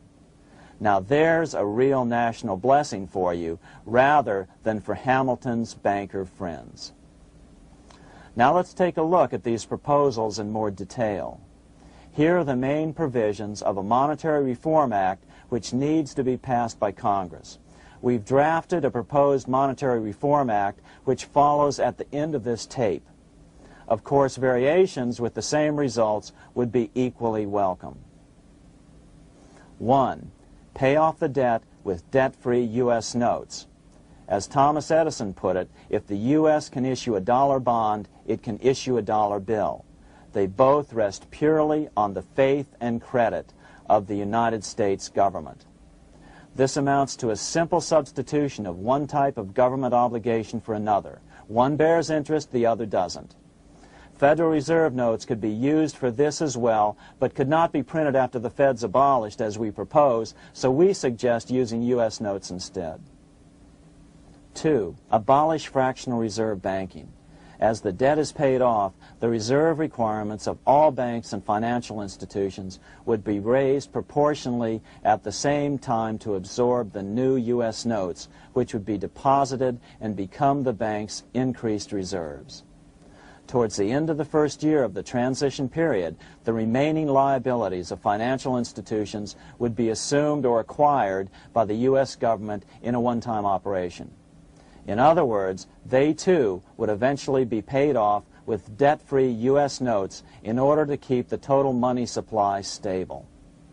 At the end of the first year or so, all of the national debt would be paid, and we could start enjoying the benefits of full reserve banking. The Fed would be obsolete, an anachronism. 3. Repeal the Federal Reserve Act of 1913 and the National Banking Act of 1864. These acts delegate the money power to a private banking monopoly. They must be repealed, and the money power handed back to the Department of Treasury, where they were initially under President Abraham Lincoln. No banker or person in any way affiliated with financial institutions should be allowed to regulate banking. After the first two reforms, these acts would serve no useful purpose anyway, since they relate to a fractional reserve banking system. 4. Withdraw the U.S. from the IMF, the BIS, and the World Bank. These institutions, like the Federal Reserve, are designed to further centralize the power of the international bankers over the world's economy, and the U.S. must withdraw from them. Their harmless functions, such as currency exchange, can be accomplished either nationally or in new organizations limited to those functions. Such a monetary reform act would guarantee that the amount of money in circulation would stay very stable, causing neither inflation nor deflation. Remember, for the last 3 decades, the Fed has doubled the American money supply every 10 years. That fact and fractional reserve banking are the real causes of inflation and the reduction in our buying power, a hidden tax. These and other taxes are the real reasons both parents now have to work just to get by. The money supply should increase slowly to keep prices stable, roughly in proportion to population growth, about 3% per year, not at the whim of a group of bankers meeting in secret. In fact, all future decisions on how much money will be in the American economy must be made based on statistics of population growth and the price level index. The new monetary regulators and the Treasury Department, perhaps called the Monetary Committee, would have absolutely no discretion in this matter except in time of declared war. This would ensure a steady, stable money growth of roughly 3% per year, resulting in stable prices and no sharp changes in the money supply. To make certain the process is completely open and honest, all deliberations would be public, not secret, as meetings of the Fed's Board of Governors are today. How do we know this will work? Because these steps remove the 2 major causes of economic instability, the Fed and fractional reserve banking, and the newest one as well, the BIS, Bank of International Settlements. But most importantly, the danger of a severe depression would be eliminated. Let's listen to Milton Friedman on the single cause of severe economic depressions. I know of no severe depression in any country or any time that was not accompanied by a sharp decline in the stock of money, and equally of no sharp decline in the stock of money that was not accompanied by a severe depression. Issuing our own currency is not a radical solution. It's been advocated by Presidents Jefferson, Madison, Jackson, Van Buren, and Lincoln. But it's been used at different times throughout Europe as well. Perhaps the best example is one of the small islands off the coast of France in the English Channel. Called Guernsey, It's been using debt-free money issues to pay for large building projects for nearly 200 years. Here we are on Guernsey, and this is the Guernsey flower and vegetable market. Guernsey is one of the most successful examples of just how well a debt-free money system can work. In 1815, a committee was appointed to investigate how best to finance this new market. The impoverished island could not afford more new taxes, so the state's fathers decided to try a revolutionary idea: issue their own paper money. They were just colorful paper notes, backed by nothing, but the people of this tiny island agreed to accept them and trade with them. To be sure they circulated widely, they were declared to be good for the payment of taxes. Of course, this idea was nothing new. It was exactly what America had done before the American Revolution, and there are many other examples throughout the world. But it was new to Guernsey, and it worked miracles. This market is still in use, and remember, it was built for no debt to the people of this island state. But what if we follow Guernsey's example? How would the bankers react to these reforms? Certainly the international bankers' cartel will oppose reforms that do away with their control of the world's economies as they have in the past. But it is equally certain that Congress has the constitutional authority and responsibility to authorize the issuance of debt-free money, U.S. notes, and to reform the very banking laws it ill-advisedly enacted. Undoubtedly, the bankers will claim that issuing debt-free money will cause severe inflation or make other dire predictions. But remember, it is fractional reserve banking which is the real cause of over 90% of all inflation, not whether debt-free U.S. notes are used to pay for government deficits. In the current system, any spending excesses on the part of Congress are turned into more debt bonds, and the 10% purchased by the Fed are then multiplied many times over by the bankers, causing over 90% of all inflation. Our fractional reserve and debt-based banking system is the problem. We must ignore its inevitable resistance to reform and remain firm until the cure is complete. As the director of the Bank of England in the 1920s, Sir Josiah Stamp put it, referring to this modern fractional reserve banking system, "Banking is conceived in iniquity and born in sin. Bankers own the earth. Take it away from them, but leave them the power to create money and control credit, and with the flick of a pen, they will create enough money to buy it back again. Take this great power away from the bankers, and all great fortunes like mine will disappear, and they ought to disappear, for this would be a better and happier world to live in. But if you want to continue the slaves of bankers and pay the cost of your own slavery, let them continue to create money and to control credit." Americans are slowly figuring this out. Today, over 3,200 cities and counties have endorsed the proposal of a non-profit organization called Sovereignty.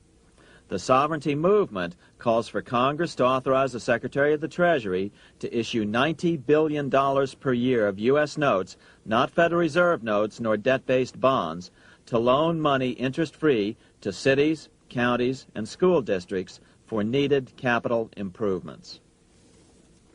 Remarkably, and to their praise, the Community Bankers Association of Illinois, representing 515 member banks, has endorsed this sovereignty proposal, a good step in the right direction.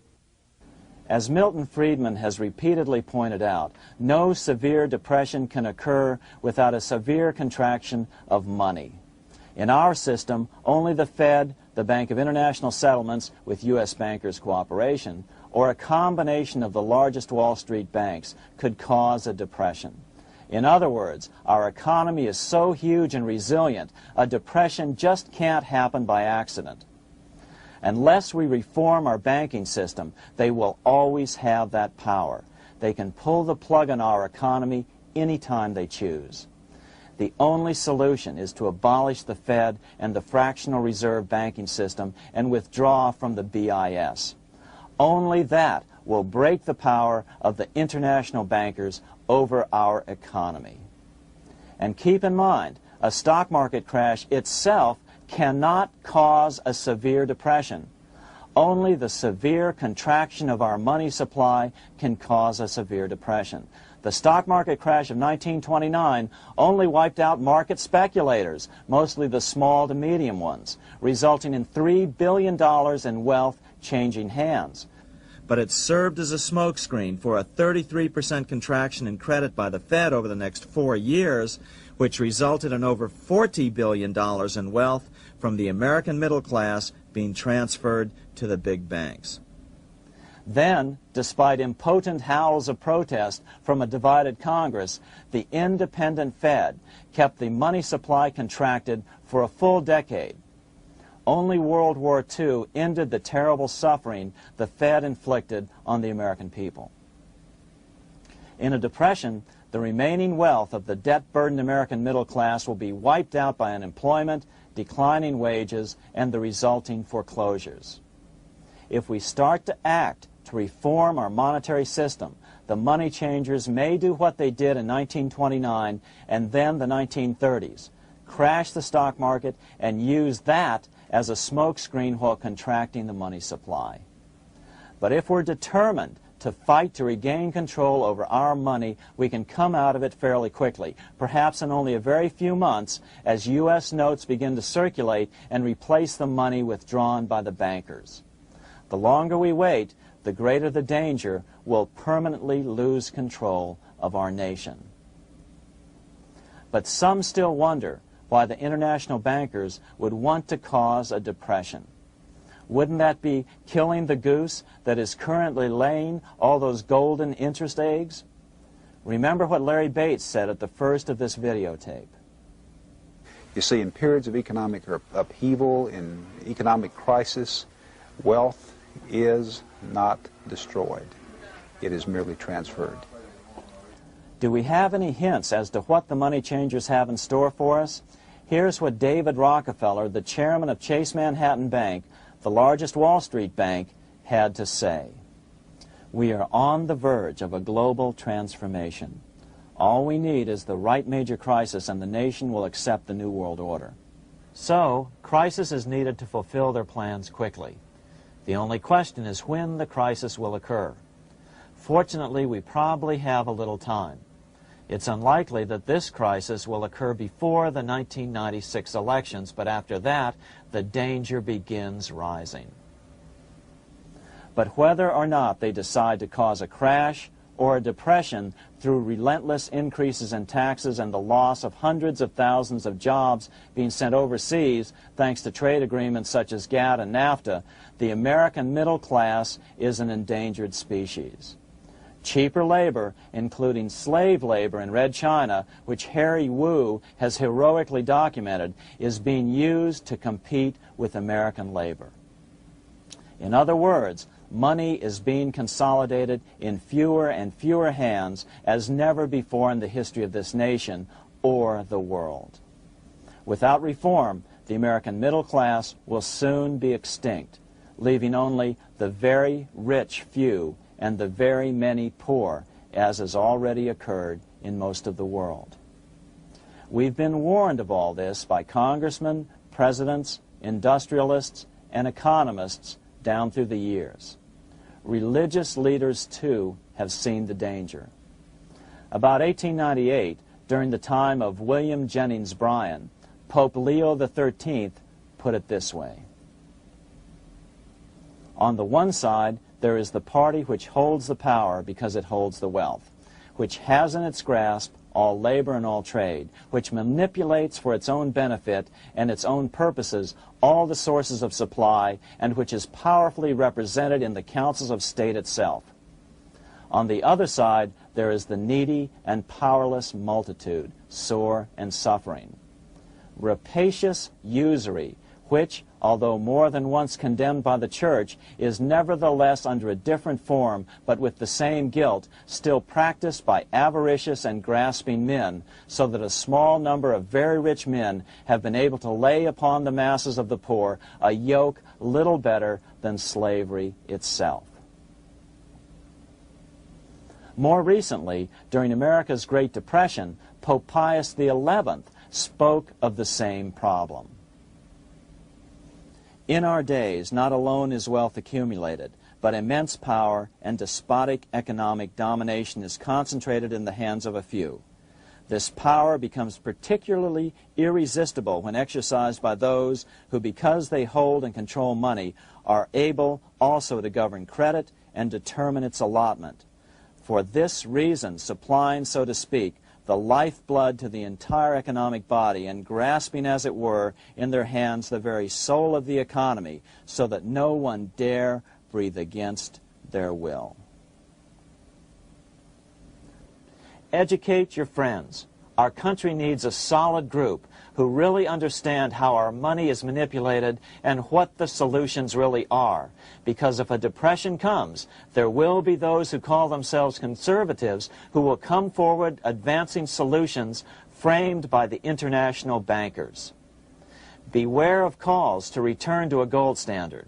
Why? Simple, because never before has so much gold been so concentrated outside of American hands.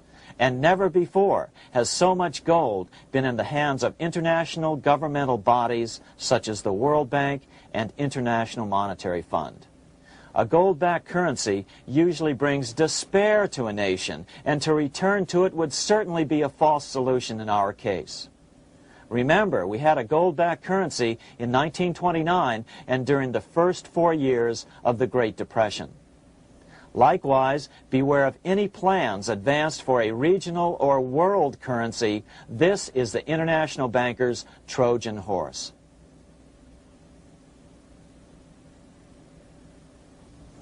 Educate your member of Congress.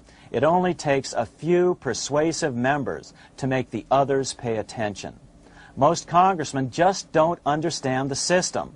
Some understand it, but are so influenced by bank PAC contributions that they ignore it, not realizing the gravity of their neglect. We hope we've made a valuable contribution to the national debate on monetary reform. It remains for each man to do his duty, consistent with his state in life. May God give us the light to help reform our nation and ourselves. We say ourselves because ultimately vast multitudes of men are going to be driven more and more to desperation by the accumulation of the world's wealth in fewer and fewer hands. Men will tend to become like their oppressors, selfish and greedy. Rather, let's keep in mind during this period of reform a warning not to lose sight of greater things, as Pope Pius XI put it. For what will it profit men that a more prudent distribution and use of riches make it possible for them to gain even the whole world, if thereby they suffer the loss of their own souls? What will it profit to teach them sound principles in economics, if they permit themselves to be so swept away by selfishness, by unbridled and sordid greed, that hearing the commandments of the Lord, they do all things contrary?